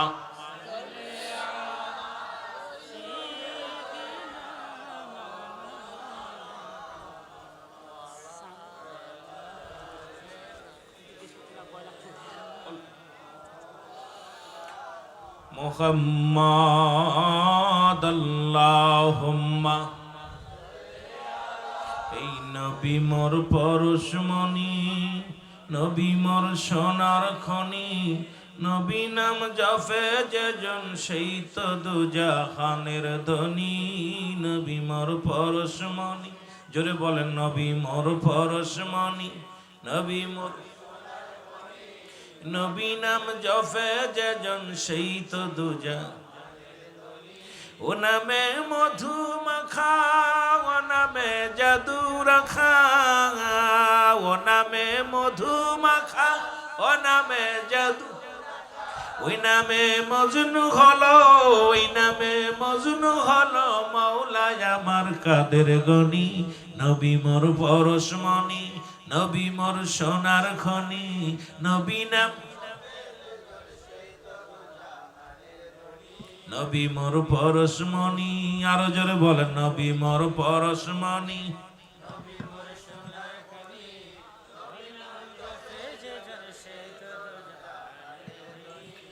সুন্নি ভাইয়েরা, এই নামটা জপলে মজা লাগে কি লাগে না? কিন্তু আমার দেশের কুখ্যাত এক ডাকাত বক্তা বলছে নবী নাম নেওয়াই শিরক। কোন দেশে বাস করি সে ওয়াজ বক্তা, এত বড় একজন বক্তা। আপনারা এগুলো নেটে দেখবেন। আমি কারোর নাম বলতে চাই না, আমি ইবাদত করতে চাই না, কারোর বিরোধিতা করে আলোচনা করার অভ্যাস আমার নাই। সবচেয়ে বড় কষ্ট হলো উনি কেমনে বললো যে নবী মোর পরশমণি গজলটা গায়া বলতেছে নবী নাম নেওয়াই শিরক। এরাও নাকি বক্তা, এরাও নাকি মুসলমান, এরাও নাকি আলেম। এই জন্য চট্টগ্রামের জমিনে তো নবীর প্রেমের কথা বলা লাগে না। তবে আছে চট্টগ্রামের জমিনে আলো আছে, অন্ধকারও আছে। কথা বলেন না? ভয়ঙ্কর অন্ধকার আছে। আবার এই পৃথিবীর মধ্যে সর্বশ্রেষ্ঠ আলো আমি মনে করি চট্টগ্রামের মানুষ পাইছে। এই জন্যই বলবো, রাসূলুল্লাহ বলছে আমি দেখতেছি অচিরেই একদল মানুষ, একদল জামাত বাইর হবে, তাদের জবানে থাকবে নারায়ে রিসালাত ইয়া রাসূলুল্লাহ, নারায়ে তাকবীর আল্লাহু আকবার। এই ধ্বনি দিতে দিতে আমি নবীর রওজা পর্যন্ত আগমন করবে পূর্ব দেশ থেকে। মদিনা শরীফের পরে বাংলাদেশের পরে আর কোনো মুসলিম কান্ট্রি নেই, বাংলাদেশের পরে আর কোনো মুসলিম কান্ট্রি নেই। আমার জ্ঞান, আমার ক্ষুদ্র জ্ঞান, আমি সিদ্দিকের এত বড় জ্ঞান নাই, গবেষণা করে আমার গবেষণায় আমি দেখেছি সেই পূর্বাঞ্চল বলতে বাংলাদেশকেই বোঝাইছে। আর বাংলাদেশের পূর্বাঞ্চলের মানুষ হলো চট্টগ্রামের মানুষ। এই এলাকার মানুষের অন্তরে যত নবী প্রেম আছে বাংলাদেশের অন্য জেলার মানুষের অন্তরে নেই। যারা বলেন ঠিক কি না? এটা প্রমাণ হয়ে যায়। এই যে আমি আসার পর দেখলাম এত পরিমাণ পতাকা রিফ্লেক্ট লাগানো হয়েছে। রবিউল আউয়ালের আমার নবীর আগমনের শুভেচ্ছা বার্তা সারা বাংলাদেশ নয়, চট্টগ্রামের জমিনে অলি গলিতে বাতাসে উঠতেছে শুধু রাসূলের আগমনের পতাকা। এত মজা পাইছি যখন চট্টগ্রামের জমিনে এত ক্লান্ত, প্রায় 13 ঘন্টা জার্নি করার পর যখন আসার পর দেখলাম যে শহরের মধ্যে ময়দানে আসার আপনাদের ব্রিজটা পার হলাম কালুঘাট, এই ব্রিজের উপর দিয়ে পতাকাগুলো দেখা পর কলিজাটা ঠান্ডা হয়ে গেছে যে আমার নবীর প্রেমিকদের মধ্যে আয়া গেছি। সুবহানাল্লাহ বলেন। এমন প্রেমিক কয়জন মেলে, কয়জনকে পাওয়া যায়? এই জন্য আমার বাজানরা যত ভালোবাসবেন রাসূলের সঙ্গে আমার রাসূলের আদর্শগুলো মেনে চলবেন, আপনার দুনিয়া আখিরাত দুইটাই কামিয়াব হবেন। যারা বলেন আমিন। তা আমি আপনাদের কাছে বলতে চাই, এখন চট্টগ্রামের জমিনে ওই আব্দুল্লাহ আনসারীর মতো গরিব কেউ আসেননি? কথা কোন? আপনাদের এলাকায় যারা ভিক্ষে করে, এই যে আপনার টাকা পয়সা চেয়ে বেড়ায়, দেখেননি? আপনার ওই পারে দাঁড়াইলাম কিছুক্ষণ, দেখি অনেক মহিলা বুরকা পরে ভিক্ষা করতেছে, অনেক বেড়া হিজলারাও আছে, সবাই ভিক্ষা চাইতেছে। তা আমি মনে মনে কইলাম আজকের ওয়াজটাও সেদিকে চলে গেছে, হঠাৎ করে ওদিকেও যা দেখে এলাম, আয়াও দেখি এটাই। তা যদি নামাজের প্রতি রাসূল কত গুরুত্ব দিছে, সাহাবীরা কত গুরুত্ব দিছে, একটা কাপড়ে স্বামী স্ত্রী দুজন নামাজ পড়ছে। এখন আমার আপনার জীবনে 10টা 15টা কাপড় হয়েছে, এরপরে নামাজ ছেড়ে দিলে মুগুরির অভাব হবে না। জোরে বলেন ঠিক কিনা? হায়তুরির বাড়ির অভাব হইব? কথা বলেন। আমার ভাইরা, আমার বন্ধুরা, আমার বেনামাজির মধ্যে রাসূলুল্লাহর পর্দা পড়ে যাবে, মাঝখানে পর্দা পড়ে যাবে। রাসূলকে তারা জীবনের চেয়ে ভালোবেসেছে, রাসূলকে তারা জীবনের চেয়ে অধিক পরিমাণ ভালোবেসেছে, কিন্তু মাঝখানে একটা পর্দা পড়ে যাবে। ডাকতে বলবে ইয়া রাসূলুল্লাহ, ইয়া হাবিবাল্লাহ, নবী গো, ও আমার মায়ার নবী, আমি তো সারা জীবন আপনাকে ভালোবেসেছিলাম, আপনাকে মায়া করেছিলাম, মহব্বত করেছিলাম, আপনার জন্যে চোখের পানিগুলো ফেলেছিলাম, আপনার মহব্বত অন্তরে ধারণ করেছিলাম। আমার নবী বলবে ভালো কথা করেছিলে, শুনে নাও, যারা বেনামাজি তারা আমার উম্মত হতে পারে না। সুতরাং 1 নম্বরে বেনামাজি কোনদিন রাসূলের উম্মত বলে স্বীকৃতি পাবে না, এটা রাসূল নিজেই বলে কি। সুতরাং পারা পৃথিবীর মধ্যে ঈমান আনছেন, কালেমা, নামাজ, রোজা, হজ, যাকাত, 1 নম্বর আপনি কালেমা পড়েছেন লা ইলাহা, লা ইলাহা নাই কোনো ইলাহা ইল্লাল্লাহু, আল্লাহ ছাড়া কোনো মাবুদ নাই, কি নাই, আল্লাহ ছাড়া কোনো ইলাহ নাই। তাকে পার একমাত্র মাধ্যম ঠিকানা হলো নবী মুহাম্মদুর রাসূলুল্লাহ সাল্লাল্লাহু আলাইহি ওয়াসাল্লাম। জোরে জোরে চিল্লা চিল্লা বলেন আল্লাহু আকবার। এখন কালেমা পড়েছেন 1 নম্বরে কালেমা, 2 নম্বর শর্ত মারা লাগবে। কালেমা পড়ার সঙ্গে সঙ্গে আপনি সাবাল্লিকা, আপনি কি সাবাল্লক? এক কথায় নাবাল্লিকা নাবাল্লক নয়, আপনার উপরে নামাজ ফরজ। যদি ইসলামের বিধান মানেন, কালেমা পড়ার সঙ্গে সঙ্গে আপনার উপরে নামাজ ফরজ হয়ে গেছে। নামাজ যদি পৃথিবীর মধ্যে ফরজ হয়ে যায়, এই নামাজটার প্রতি আপনার কত গুরুত্ব দিছে মুসলমান? পাঁচ ওয়াক্ত সালাতের দিকে কত গুরুত্ব দিয়েছে রে মুসলমান।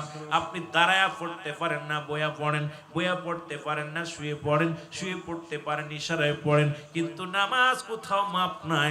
কারণ আপনি ইশারার সঙ্গে সালাত আদায় করবেন।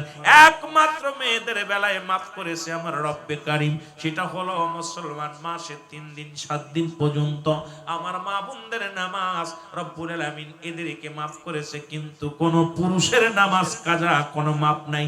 আর নামাজ কোনো মাপ নাই। নামাজ নামাজ নামাজ। আপনি সফরে গেছেন, কোথাও বেড়াতে গেছেন, এ মুসলমান 4 জায়গা 2 পড়ো, আল্লাহ কত ihsan করে দিয়েছে আপনার উপরে। আমার নবীর উম্মতের জন্য, এই উম্মতিরা শোনো, আমার উম্মতিরা মুসলমান, এই নামাজের গুরুত্ব দিয়েছে রাহমাতুল লিল আলামিন। কেমন গুরুত্ব দিয়েছে কথাগুলো বলতে গেলে, নামাজের শেষ জীবনে নবী আমার শেষ জীবন যখন মালাকুল মউত এসে গেছে রাসূলুল্লাহর সঙ্গে সাক্ষাৎ করতে, আম্মা জান আয়েশা সিদ্দিকা বলে, ইয়া রাসূলুল্লাহ, ইয়া হাবিবাল্লাহ, আপনি এত ছটপট করছেন কেন? নবীজি বললেন, আয়েশা রে, আমি তোমারে বলে যাই, পৃথিবীর মধ্যে নামাজ আমার 1 নাম্বার ছিল প্রিয় নামাজ। এই নামাজ যত পড়ি, যখন আজান পড়ে যায়, যখন মসজিদ আজান পড়ে যায়, নামাজের জন্য প্রাণটা বেকুল হয়ে যায়। জামাতের জন্য শুধু নামাজ নয়, জামাতের জন্য আমি নবী বড় বেকুল হয়ে যায়। আমার নবী ডাক দিয়ে বলে, আয়েশা রে, আমি অসুস্থ, আমি বড় অসুস্থ হয়ে গেলাম।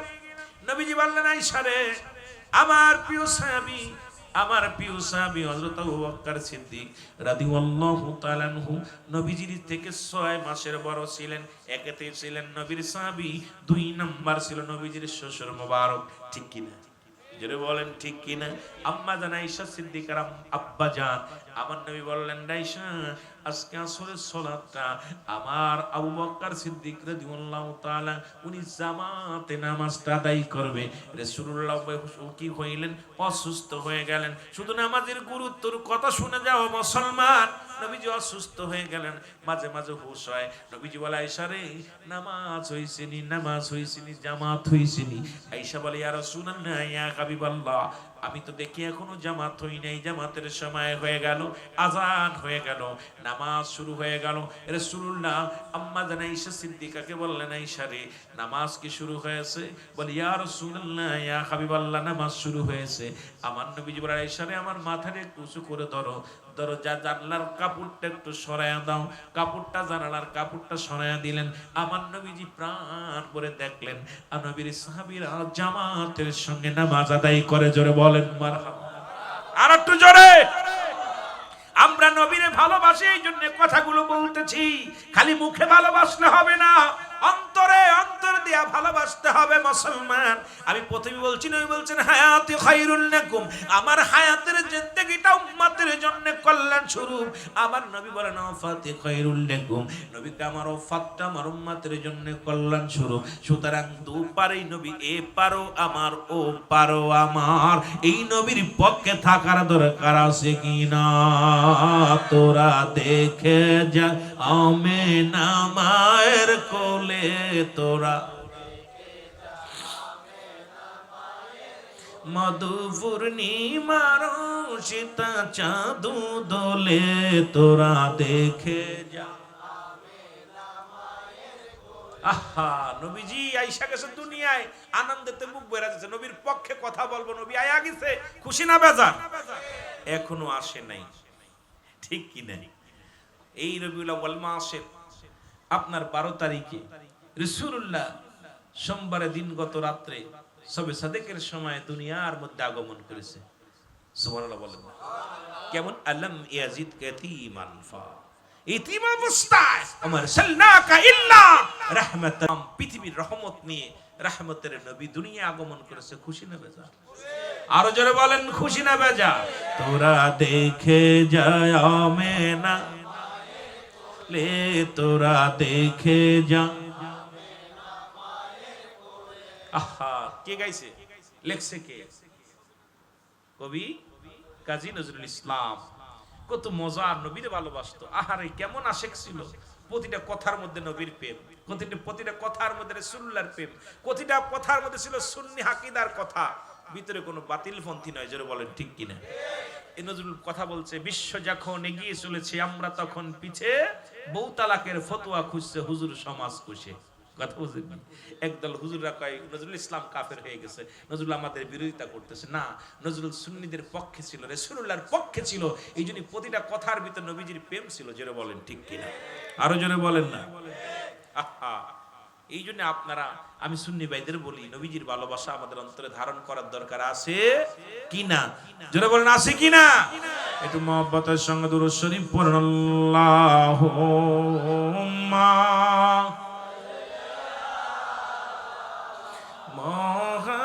মুহাম্মাদ, আল্লাহুম্মা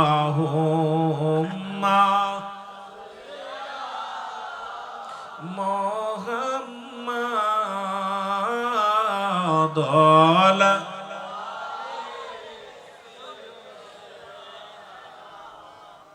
বন্ধু নাই রে বান্ধব নাই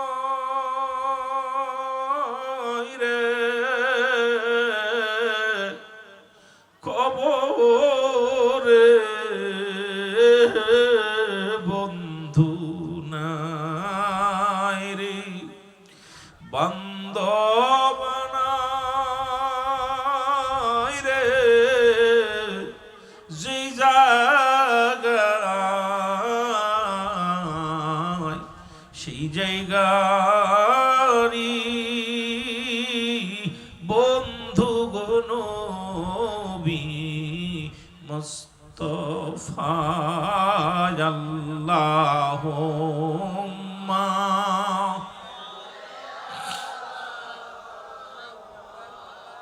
ওয়া আলা আলি।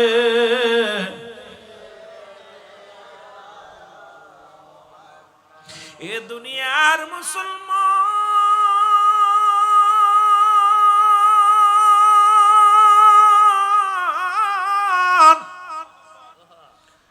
রহমতের নবী চোখের পানিগুলো দর দর করে ছেড়ে দিলেন জমিনের মধ্যে। আম্মা জান আয়েশা সিদ্দিকা দেখে রাসূলুল্লাহর চোখে পানি, পানিগুলো দাড়িগুলো বেয়ে বেয়ে জমিনের মধ্যে টপ টপ করে পড়তে লাগলেন।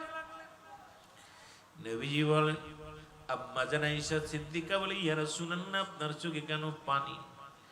একেতে আম্মা নবীজি, আম্মা জান বড় পেরেশানিত, এই জন্যে নবীজি বেঁচে থাকতে ইমাম পরিবর্তন, সারা জীবন রাসূলুল্লাহ ইমাম হয়ে নামাজ আদায় করেছেন, মুসল্লি হলো নবীর সাহাবীরা। আজকে ইমাম পরিবর্তন হয়ে গেল, আমার আর বুঝতে বাকি নেই রাসূলুল্লাহ দুনিয়ায় বেশি দিন থাকবে না। নবী আমার এতিম বানায়, নবী আমার ছেড়ে দুনিয়া থেকে চলে যাবে।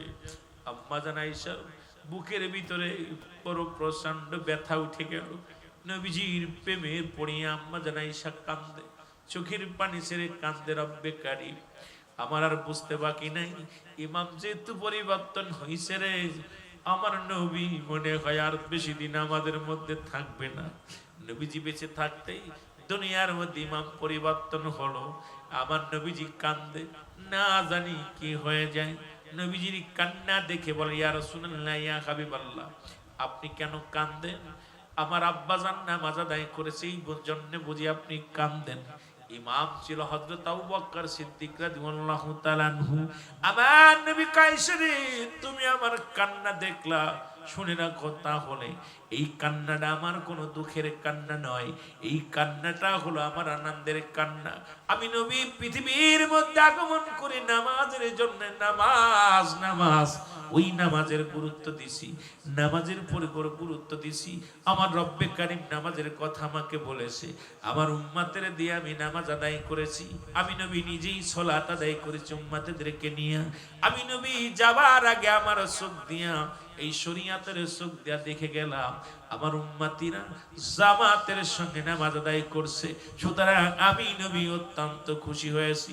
এটা আমার আনন্দের অশ্রু, এটা আমার আনন্দের চোখের পানি রে আয়েশা রে, যে নামাজের জন্য কত মার খাইলাম। এই নামাজে যখন দাঁড়াইতাম, কাফেররা, দুষ্ট কাফেররা নারী বুড়িয়া নিয়া, পচা উটের নারী বুড়িয়া নিয়া পিঠের উপরে রাখতো। যখন নামাজ দাঁড়াইতাম, কত না আঘাত করতো, তীরের আঘাত খাইতাম। এই নামাজের জন্য আমি নবী কত মেহনত করলাম। আজকে আমি যাবার আগে দেখে গেলাম, দু চোখ ভরে দেখে গেলাম আমার উম্মতিরা জামাতে নামাজ আদায় করে। আমার মুসলমান বাবারা আমার, আমার সুন্নি বাবারা আমার, আমি আপনাদের কাছে করজোরে দাবি করব, আমার রাসূল যেহেতু নামাজের জন্য নামাজ আদায় করলে নবী এত খুশি হয়েছে, আজ থেকে প্রতিজ্ঞা করব এক ওয়াক্ত নামাজ জীবন গেল ছাড়ব না। জোরে জোরে চিল্লায় বলেন ঠিক কিনা? কে কে রাজি আছেন হাত দুখানা তুলে মাওলারে দেখান। নারায়ে তাকবীর, নারায়ে রিসালাত, নারায়ে গাউসিয়া। আরো জোরে বলেন নারায়ে গাউসিয়া। ওরে আশিক রে তুই কেন কান্দ বৈশা গাছতলায়, গাউসে পাকের নাম জপিলে মাওলা পাওয়া যায়। আরে গাউসে পাকের ওসিলাতে আল্লাহ পাওয়া যায়। বলো গাউসে পাকের ওসিলাতে, গাউসে পাকের এমনি অলি সুরকে বানাই কুতুব জানি। এই জামানায় তার সনে নাই যে তুলনা। আশিক রে তুই কেন কান্দ বৈশা গাছতলায়, গাউসে পাকের নামের ওসিলায় আল্লাহ পাওয়া যায়। জোরে বলো মারহাবা। আর একটু জোরে জোরে চিল্লায় বলেন মারহাবা। একটু মহব্বতের সঙ্গে দুরূদ শরীফ পড়ুন। আল্লাহুম্মা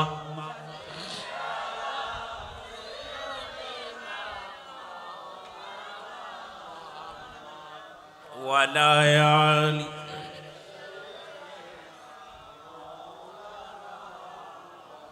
এ ভাইরা আমার, বন্ধুরা আমার, রব্বুল আমিন সর্বপ্রথম হিসাব নেবে নামাজের।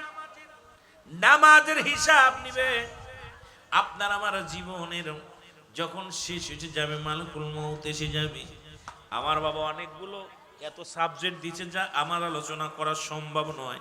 আগে বলেছি বাবারা আমার, একটা বিষয়ের উপর আলোচনা করা সম্ভব, কিন্তু তবু এতগুলো গুরুত্বপূর্ণ আলোচনা দিয়েছেন। বিষয় চেষ্টা করব, একটু আমি চেষ্টা করব আপনাদেরকে নিয়ে আলোচনা করার। কারণ মালাকুল মউত যখন আপনার আমার দ্বারে চলে আসবে, মানব জীবনের অমূল্য সম্পদের নাম হলো ঈমান। ব্যক্তির জীবনের অমূল্য সম্পদের নাম রুহু। রুহুবিহীন মানুষের কোনো মূল্য নাই। এই পৃথিবীর মধ্যে বডিটার যদি মূল্য দেখাইতে হয়, তাহলে রুহু নামের যে বস্তুটা সেটা প্রয়োজন। আজকে পৃথিবীর মধ্যে ভালো করে খেয়াল করবেন, এক নম্বরে মানব জীবনের অমূল্য সম্পদের নাম হলো ঈমান। ব্যক্তির জীবনের অমূল্য সম্পদের নাম রুহু। রুহুবিহীন যেমন বডির কোনো দাম নাই, ঈমানবিহীন কোনো আমলের দাম নাই।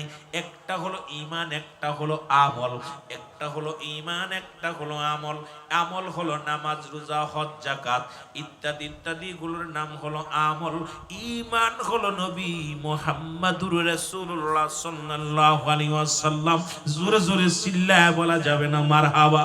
সুতরাং সুন্নিদের ভিতরে ঈমানও আছে, আমলও আছে, ঠিক কি না?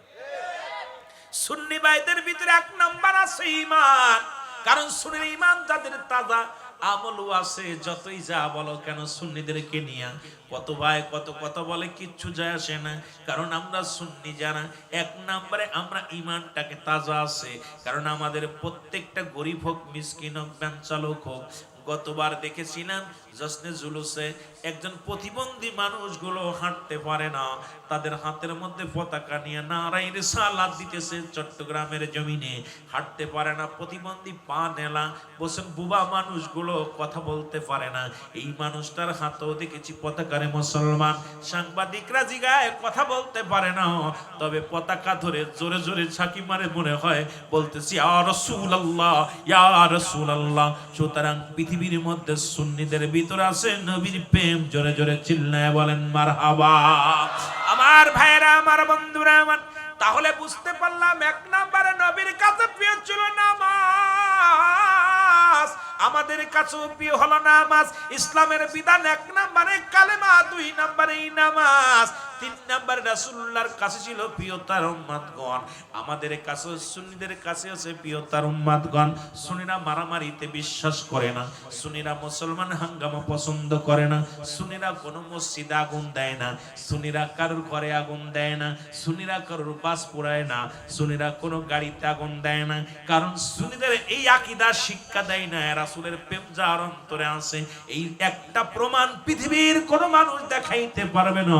আহলে সুন্নাতুল জামাতের কোনো ভাই কোনো গাড়ির মধ্যে আগুন দিছে, আহলে সুন্নাতুল জামাতের কোনো ভাই মুসলমান কারোর বাড়ির মধ্যে আগুন দিছে, আহলে সুন্নাতুল জামাত কোনো জায়গা মাজার ভাঙছে, আহলে সুন্নাতুল জামাত কারোর মাথায় বাড়ি দিছে। কারণ আমরা নিজের জীবনের চাইতে অধিক পরিমাণ আর এক ভাইকে ভালোবাসি।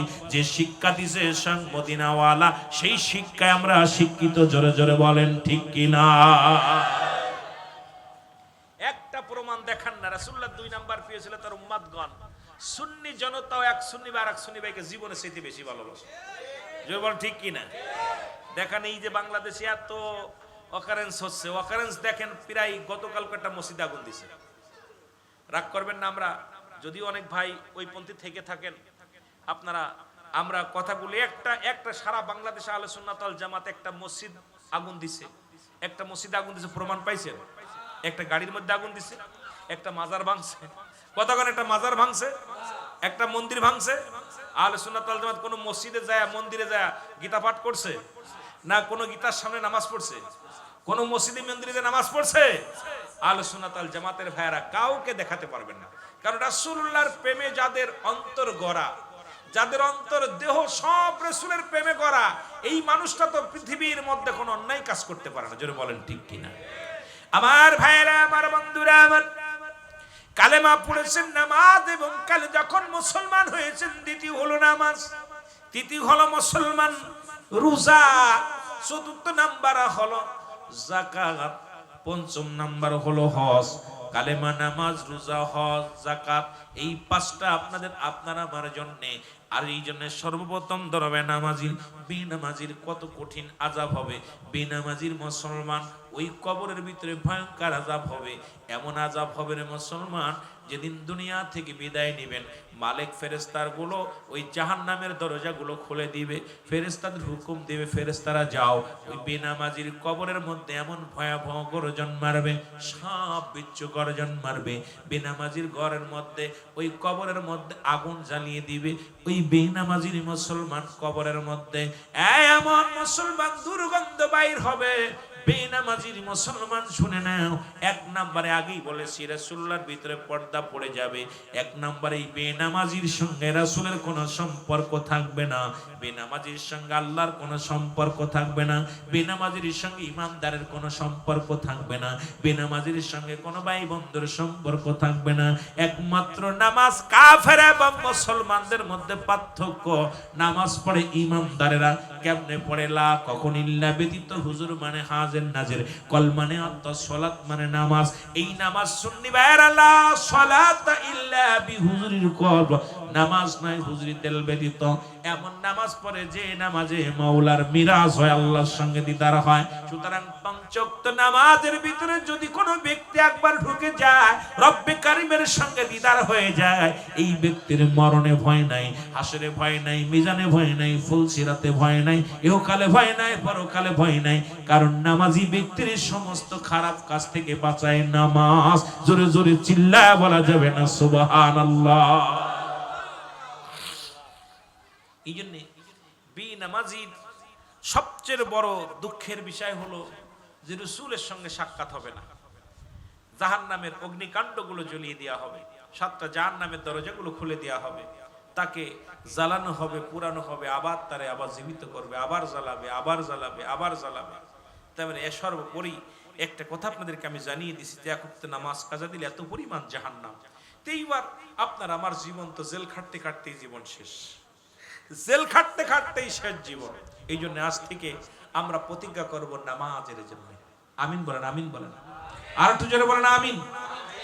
আমার ভাইরা, আমার সাহাবীরা, নবীজির সাহাবীরা, আজান যখন পড়ে যেত, অন্ধ সাহাবীরা রশি টেনে টেনে, রশি ধরে মসজিদ থেকে বাড়ি পর্যন্ত রশি বাঁধা হতো। অন্ধ দুটি চোখ নাই, এই অন্ধ সাহাবীরা গুটি গুটি পেয়ে নামাজের দিকে চলে যেত, রাসূলুল্লাহর পিছে নামাজ আদায় করত। ইহা দ্বারাও প্রমাণ হয় আমাদের নামাজের দরকার আছে কিনা। আর একটু জোরে জোরে চিল্লায় বলেন ঠিক কিনা। তবে আমাদের আপনার আমার জীবন থেকে কত নামাজ ছুটে গেল।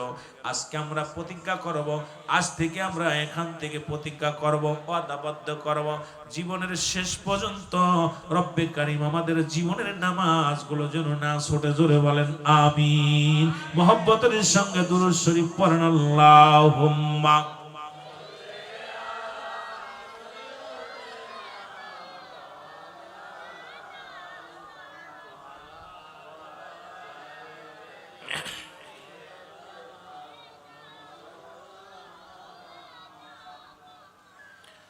আদ-দাউসুরু লা ইয়াদখুলুল জান্নাহ। দাউস, এক কথায় দাউস যারা, জান্নাতের ঘিরান পর্যন্ত তাদের কপালে জুটবে না।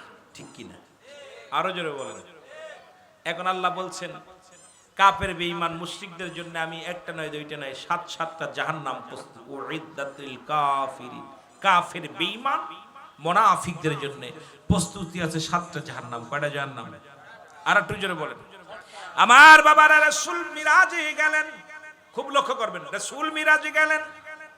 মিরাজ থেকে ফিরে এসে আম্মা জান আয়েশা সিদ্দিকারে মুসলমান শুনে নাও যা যা দেখলেন। এসে বললেন, এ আমার বিবিগণ শোনো, আমি জাহান্নাম দেখলাম, জান্নাত দেখলাম। আমি জাহান্নামের মধ্যে দেখলাম অধিক পরিমাণ নারী, জাহান্নামের মধ্যে অধিক পরিমাণ নারী। আল্লাহু আকবার বলবেন। আমার চট্টগ্রামের মারা এবার একটা বেপরদা নারীর একটু আলোচনা করে আসি।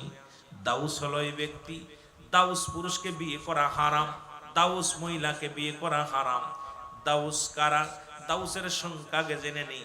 দাউস হলো ওই সমস্ত নারী, যে সমস্ত নারীরা মুসলমান, শুনে নাও শুনে নাও, পাতলা কাপড় পরিধান করে, উচ্চ আওয়াজে কণ্ঠে কথা বলে, সাইকেল চালায়, বা কথায় শুনে নেন, তারা কি করে পৃথিবীর মধ্যে ফ্যান শার্ট পরে শার্ট গায়ে দেয়। দাউস মেয়েগুলো, দাউসের পিতামাতা জাহান্নামী হবে। এই পৃথিবীর মধ্যে দাউস কারা ভালো করে জেনে নাও। যে সমস্ত নারী হইয়া পুরুষের মতো চলাফেরা করে, পুরুষের মতো কথাবার্তা বলে, ফ্যান শার্ট পরে শার্ট পরে, তারা পুরুষের ন্যায় কথাবার্তা বলে, পুরুষের ন্যায় বাজার ঘাট করে, পুরুষের ন্যায় চলাফেরা করে, বুক টান করে চলে, এই সমস্ত নারীগুলো হলো দাউস। রাসূল বলছে এখন দাউস পুরুষ কারা? এখন পুরুষ নারী পুরুষ দুজনই দাউস আছে। দাউসের মধ্যে শুধু নারী নয়, পুরুষও আছে রে মুসলমান।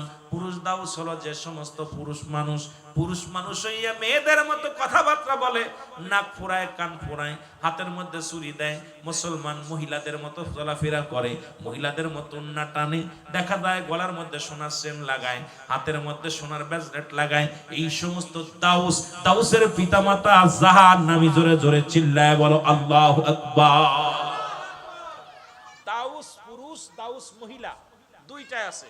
খালি এখানে বেপরদা মহিলা তাদের জাহান্নামে যাবে না, বেপরদা নারী ও পুরুষও জাহান্নামে যাবে। পর্দার বিধান, নামাজ যেমন ফরজ, পর্দাও তেমন ফরজ। সুবহানাল্লাহ বলেন না? নামাজও ফরজ, পর্দাও ফরজ। শুধু নারীর জন্য নয়, পুরুষের জন্য। নারীর জন্য নয়, পুরুষের জন্য। জোরে বলেন ঠিক কিনা? উভয়ের জন্য, উভয়ের জন্য আছে।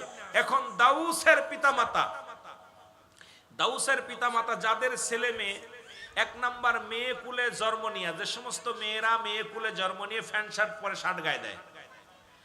একটা রিসার্চে সারা পৃথিবীর বৈজ্ঞানিকেরা রিসার্চ করে পাইছে পৃথিবীর মধ্যে হিজলা হওয়ার পিছনের কারণটা, যে সমস্ত নারীরা অধিক পরিমাণ প্যান্ট শার্ট পরে শার্ট গায়ে দেয়, এদের গর্ভে থেকে অধিকাংশই হিজলা বাইর হয়, সংখ্যা বেশি।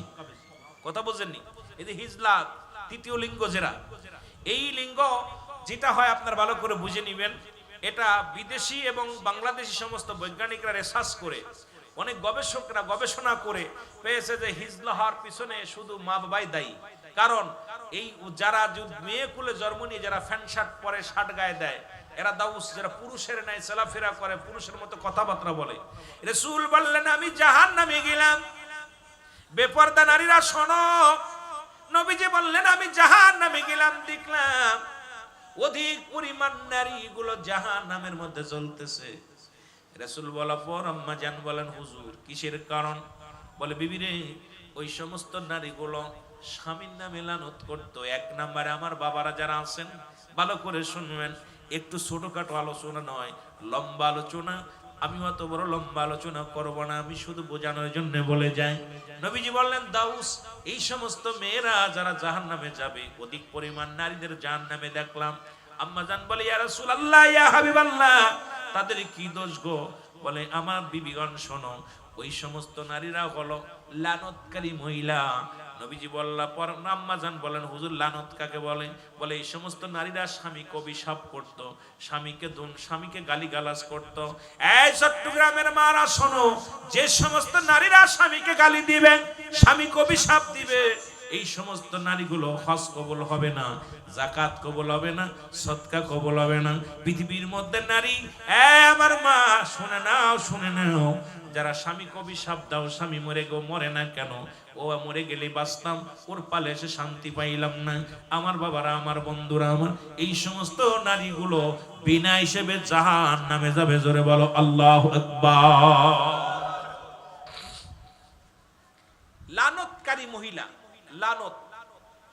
আমার ভাইয়েরা, আমার নবীজি বললেন এক শ্রেণী মহিলাদের দেখলেন জাহান্নামের মধ্যে, গায়ের মধ্যে সাপগুলো মুড়ায় কামড়াইতেছে। বলে ইয়া রাসূলুল্লাহ, ইয়া হাবিবাল্লাহ, এদের কারণ কি? নবীজি বললেন ওই সমস্ত নারীরা পাতলা কাপড় পরিধান করত, এই জন্য তাদের গায়ের মধ্যে দিয়া, তাদের গা দিয়া কি মুসলমান শুনে নাও, এই সমস্ত সাপ বিচ্ছুগুলো তাদের আক্রমণ করে। বেপরদা নারীরা শুনে নাও, যারা পর্দা করো না। এরপরে রাসূল বললেন আম্মা জান আয়েশারে শোনো, এরপরে দেখলাম একটা জাহান্নামে একদল নারীদের মাথার উপরে আগুনের সাপ, আগুনের কাকগুলো মাথাগুলো টুকায় টুকায় খাইতেছে। রাসূল বলার পর আম্মা জান বললেন হুজুর এর কারণ কি? বললেন এই সমস্ত নারীদের মাথার চুলগুলো অন্য পুরুষে দেখেছে, কারণ পৃথিবীর মধ্যে মাথায় তারা কাপড় রাখতো না। আমার বাজানেরা, আমাদের মেয়ে আছে, আমাদের বিবি আছে, যার যার কন্ট্রোলে আছে, যারা সবাই হেফাজত করবেন যে নারীর চুলগুলো অন্য পুরুষে দেখে, এই সমস্ত নারীদের চুলের মাথার ভিতরে আগুনের কাকগুলো মস্তিষ্কগুলো ঠুকায় ঠুকায় খাইবে। এক একটা ঠুকরা মারবে, মস্তিষ্কগুলো গলে গলে জমিনের মধ্যে পড়বে। এক একটা ঠুকরা মারবে, সঙ্গে সঙ্গে মানুষটা বেহুশ হয়ে যাবে। এইটা কিয়ামত পর্যন্ত ঠুকাইতে থাকবে, কিয়ামতের ময়দানও ঠুকাইবে। সুতরাং যে সমস্ত নারীরা, আমার বাবারা শুনে নাও, শুনে নাও। এবার রাসূল বললেন এক শ্রেণীর নারীদের আমি দেখলাম তারা বড় চিৎকার মারতেছে। বলে ইয়া রাসূলুল্লাহ কিসের জন্য? বলে ওই সমস্ত নারীদের কথার আওয়াজ বেড়ার বাইরে চলে গেছে, এই কারণে এই সমস্ত নারীদের জিহ্বাখানা উল্টায় পিছনে পেরাক লাগায় রাখছে। আজকের মুসলমান নারী শাসিত বাংলাদেশটা, যদিও বলি সকালবেলা আমার বিরুদ্ধে অভিযোগ আসবে, কারণ পৃথিবীর মধ্যে মুসলমান যে নারীর কথা বেড়ার বাইরে চলে যাবে তাকে তালাক দেয়া যায় হয়ে যাবে। যেমন জামাত আপনার আমার জাতির পিতা মুসলমান, শুনে নাও, জাতির পিতা হযরত ইব্রাহিম খলিলুল্লাহ, জুড়ে বলেন মারহাবা। আর একটু জোরে বলো মারহাবা। যেহেতু বেপরদা নারীর শাস্তির বিধানের কথা বলেছেন, এই জন্য বলে যাই মুসলমান শোনো, হযরত মুসলমান ইব্রাহিম খলিলুল ইব্রাহিম আলাইহিস সালাম, ইসমাঈল আলাইহিস সালাম দুজন অনেক দূরে। ইসমাঈল আলাইহিস সালাম বিয়ে করলেন, ইব্রাহিম আলাইহিস সালাম অনেক দিন পর বেড়াতে গেছেন। আপনারা ওয়াজ শুনেছেন বাবা, অনেকেই শুনেছেন, বাড়িতে যায় সালাম দা, আসসালামু আলাইকুম। ও বাবা ইসমাইল, ভিতরে থেকে আওয়াজ আসে ওয়ালাইকুম আসসালাম। কেডা? আমি তোমার শ্বশুর, আমি তোমার শ্বশুর আব্বাজান ইব্রাহিম আলাইহিস সালামের, আমি এসেছি আপনারা তোমার ঘরের মধ্যে। কয় বাবা আমার সন্তান কোথায়? কয় জানি না। কথাটা আওয়াজ একটু টোন বড় হয়ে গেছে, গলার আওয়াজটা একটু অন্যরকম হয়ে গেছে। সঙ্গে সঙ্গে ইব্রাহিম আলাইহিস সালাম বলবে বৌমা। ইব্রাহিম বললেন যদি আমার সন্তান বাড়িতে আসে সর্বপ্রথম বলবে ঘরের চৌকাঠটা বদলাইতে। জোরে জোরে বলেন আল্লাহু আকবার। এই বিধান যদি জাতির পিতার মানে না, জাতির পিতা ইব্রাহিম আলাইহিস সালামের ইসলামটার মধ্যে ঢুকলে আপনাদের নারীগুলো সব সোজা হয়ে যাবে। আমার ভাইরা, আমার বন্ধুরা, আমার গভীর মনোযোগ। ইব্রাহিম আলাইহিস সালাম চলে গেলেন, ইসমাঈল আলাইহিস সালাম ঘরের মধ্যে প্রবেশ করলেন। প্রবেশ করার পর নবীদের সঙ্গে নবীদের একটা রাডার লাগানো, নবীদের সঙ্গে নবীদের একটা কালেকশন আছে। ডাকতে বলে বিবিরে, ঘরের মধ্যে কয় ছিল নি? কয় হ্যাঁ, তোমার আব্বা জান এসেছিল। বলে তোমার আমার আব্বা জান এসেছিল? কয় কি করেছিল? বসতে দিছিলে? কয় না, খাইতে দিছিলে? বলে না। কি করেছিলে? বলে কিচ্ছু করি নাই। বলে ইব্রাহিম আলাইহিস সালাম এসেছিল, আমার আব্বা জান তুমি যত্ন করো নাই। বিবিরে শুনে রাখো, আমার আব্বা জান যাবার সময় কিছু বলে গেছিনি। কয় স্বামী রে, আমার আব্বা জান, তোমার আব্বা জান যখন বিদায় লগ্নে বলেছে ঘরের চৌকাঠটা বদলাতে, সঙ্গে সঙ্গে ইসমাইল আলাইহিস সালাম বলে বিবিরে, আর একটা মিনিট নয়, একটা সেকেন্ড নয়, এই মুহূর্তে আমি তোমার তালাক দিয়ে দিলাম। যে তোমার আব্বা জান বলছে, সঙ্গে সঙ্গে তালাক লাগায় দিছে। মুসলমান আবার ইসমাইল আলাইহিস সালাম একটা দিকে শুনে বিয়ে করছে। আবার কিছুদিন পরে ইব্রাহিম আলাইহিস সালাম উনি আবার আসছে বাড়িতে বেড়াইতে, সালাম দিছে, আসসালামু আলাইকুম ইয়া আহলাল বাইত। ভিতর থেকে আওয়াজ আসে, ওয়ালাইকুম আসসালাম। ডাক দে বলে আম্মা জান, বলে ডাক দে বলে আব্বা জান, আপনি আসেন, ভিতরে আসেন। বসতে দিছে, খাবার দিছে, সুন্দরভাবে ব্যবহার করছে, আওয়াজটা নমনীয় হয়েছে। এবার 2 রাকাত নামাজ পড়ছে, নামাজটা পড়িয়া দোয়া করছে, দোয়া করিয়া বিদায় লগ্নে বলে বিবিরে, আমি চলে যাচ্ছি, তুমি কি করো? আমার সন্তান যখন আসবে তাকে বলবে ঘরের চৌকাঠটা যেন জীবনেও না বদলায়। আমার বাবারা, আমার গভীর মনোযোগ, এটা যেহেতু আলোচনা এর মধ্যে আমি নাই, শুধু বোঝানোর জন্য কথাটা আমি বলে যাই। আমার বাজানেরা শুনে নাও। ইসমাইল আলাইহিস সালাম বাড়ি আসলেন, ডাক দে বলে বিবি, বিবি রে, কেউ আইছিল নি? কয় আইছিল আমার আব্বা জান, কত কষ্ট করে এসেছিল। আব্বা জান এসেছিল, খানা দিছিল। কয় কি খাবার দিব? ঘরের মধ্যে একটা খুরমা ছিল, দিয়েছিলাম, সিরা মাদুরির মধ্যে বসতে দিয়েছিলাম। আব্বা জান কত কষ্ট করে এসেছে, যদি আপনি যাইতেন আব্বার সঙ্গে দেখা করতে।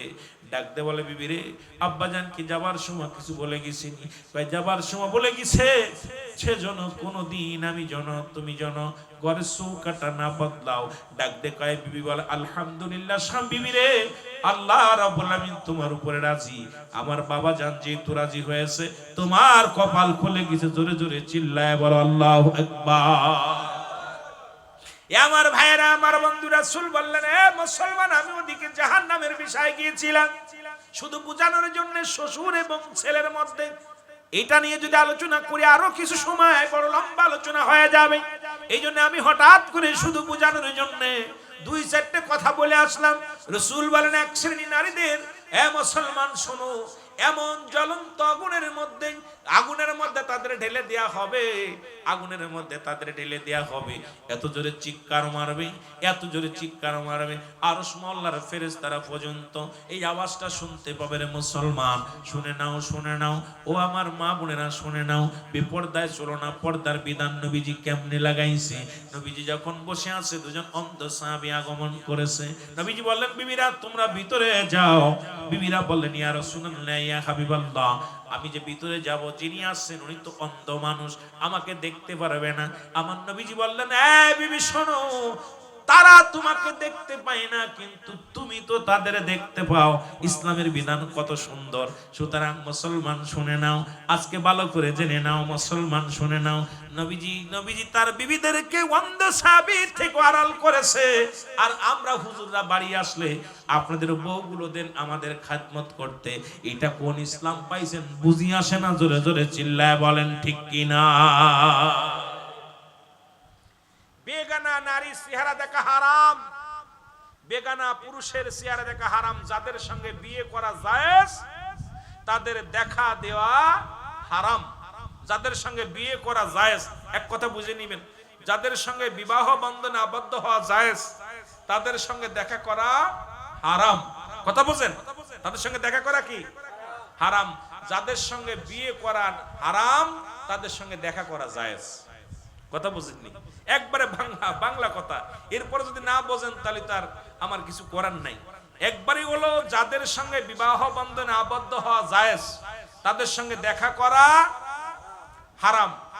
খালাতো বোন, মামাতো বোন, চাচাতো বোন, এগুলো সম্পূর্ণ দেখা দেওয়া হারাম। কিন্তু আমাদের সমাজ খাইলো চাচাতো বোন, খালাতো বোন, ফুফাতো বোন, এগুলো যে আমাদের অবস্থা খুব ভয়ঙ্কর অবস্থা। এই যে অবস্থা আজকে আমাদের সমাজ জাতি নষ্টের পিছনে খালাতো বোন, মামাতো বোন, ফুফাতো বোন, ফুফাতো ভাই, খালাতো ভাই শেষ করতেছে। জোরে বলেন ঠিক কিনা? কিন্তু আমরা এগুলো তো হারাম, এদের দেখা দেয়া হারাম।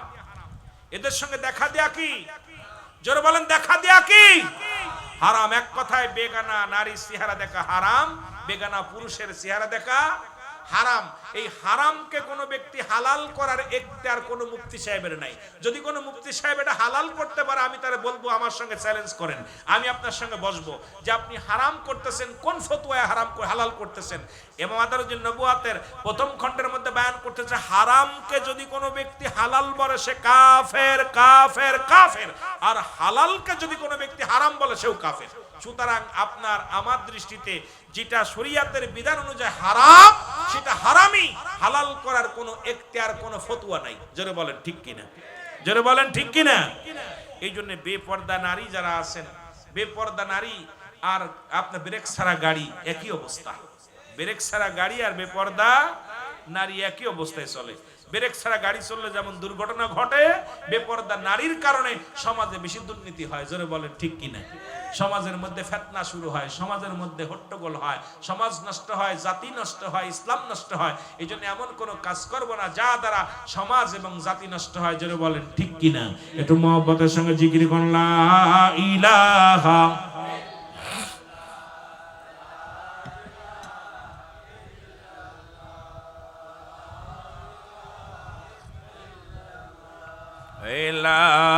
ইলাহা, আরো জোরে বলেন লা ইলাহা।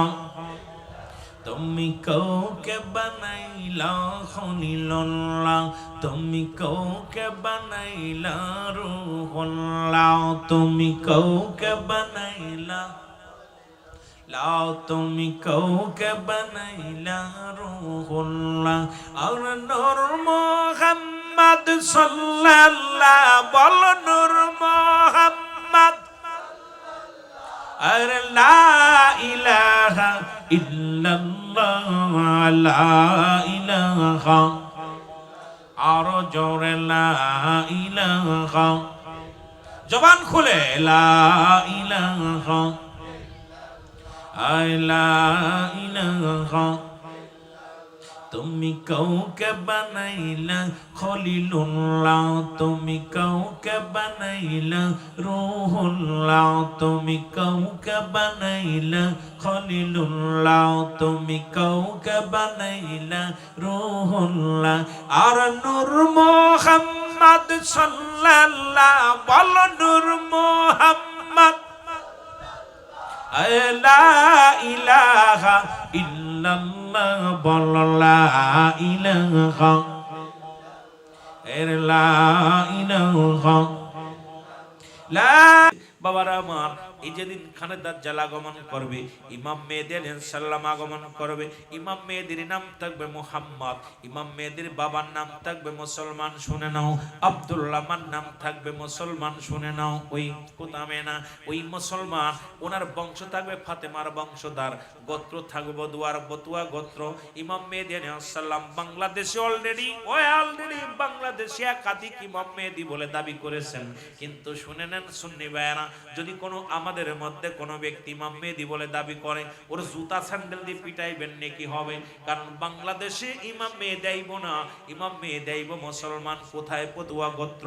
সেই গোত্র হলো মা আম্মাজান ফাতেমার গোত্র, ফাতেমার মুসলমান বংশধর হইয়া ইমাম মেহেদী মুসলমান আসবে। তার চেহারা আমি একটু জানা দিয়ে যাই, আলোচনার আগে আপনাদের বোঝানোর জন্য বলে যাই। ইমাম মেহেদী মুসলমান যখন মক্কা মদিনায় পাপ হবে, এত পরিমাণ পাপ হবে, জিনা বা বিচার বেড়ে যাবে, অন্যায় বিচার বেড়ে যাবে। যেদিন মক্কা মদিনার মানুষগুলো মানুষ বিনা বিচারে মানুষ হত্যা করবে। যেমন বাংলাদেশে এখন দেখতেছি রে মুসলমান কোনো বিচার নাই, এখন যারে পায় তারে সেখানে আজকে কোনো মানুষের জীবনের কোনো নিরাপত্তা নাই। কি আছে ভ্যান চালক, কি আছে রিক্সা চালক, কি আছে মুসলমান। কেন যেন মানুষের পাখি যেমনি মেরে ফেলে গুলি করে, মানুষের মানুষ যেন মানুষকে মারতে কোনো দ্বিধা দ্বন্দ্ব নেই। মানুষগুলো পাথর দিয়ে নিক্ষেপ করে যখন বিলালকে মেরেছিল, বিলালকে পাথর চাপা দিয়েছিল।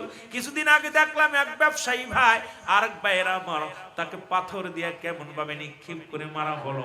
মুসলমান ভাই ভাইকে খুন করে, বন্ধু বন্ধুকে খুন করে, কারণ এটাও বুঝতে বাকি নাই। নবী বলছে বাল হুয়া কিলাব, এই দুনিয়াটা হলো পচা দুর্গন্ধ মরি, আর মানুষের চরিত্র হবে কুকুরের চরিত্র।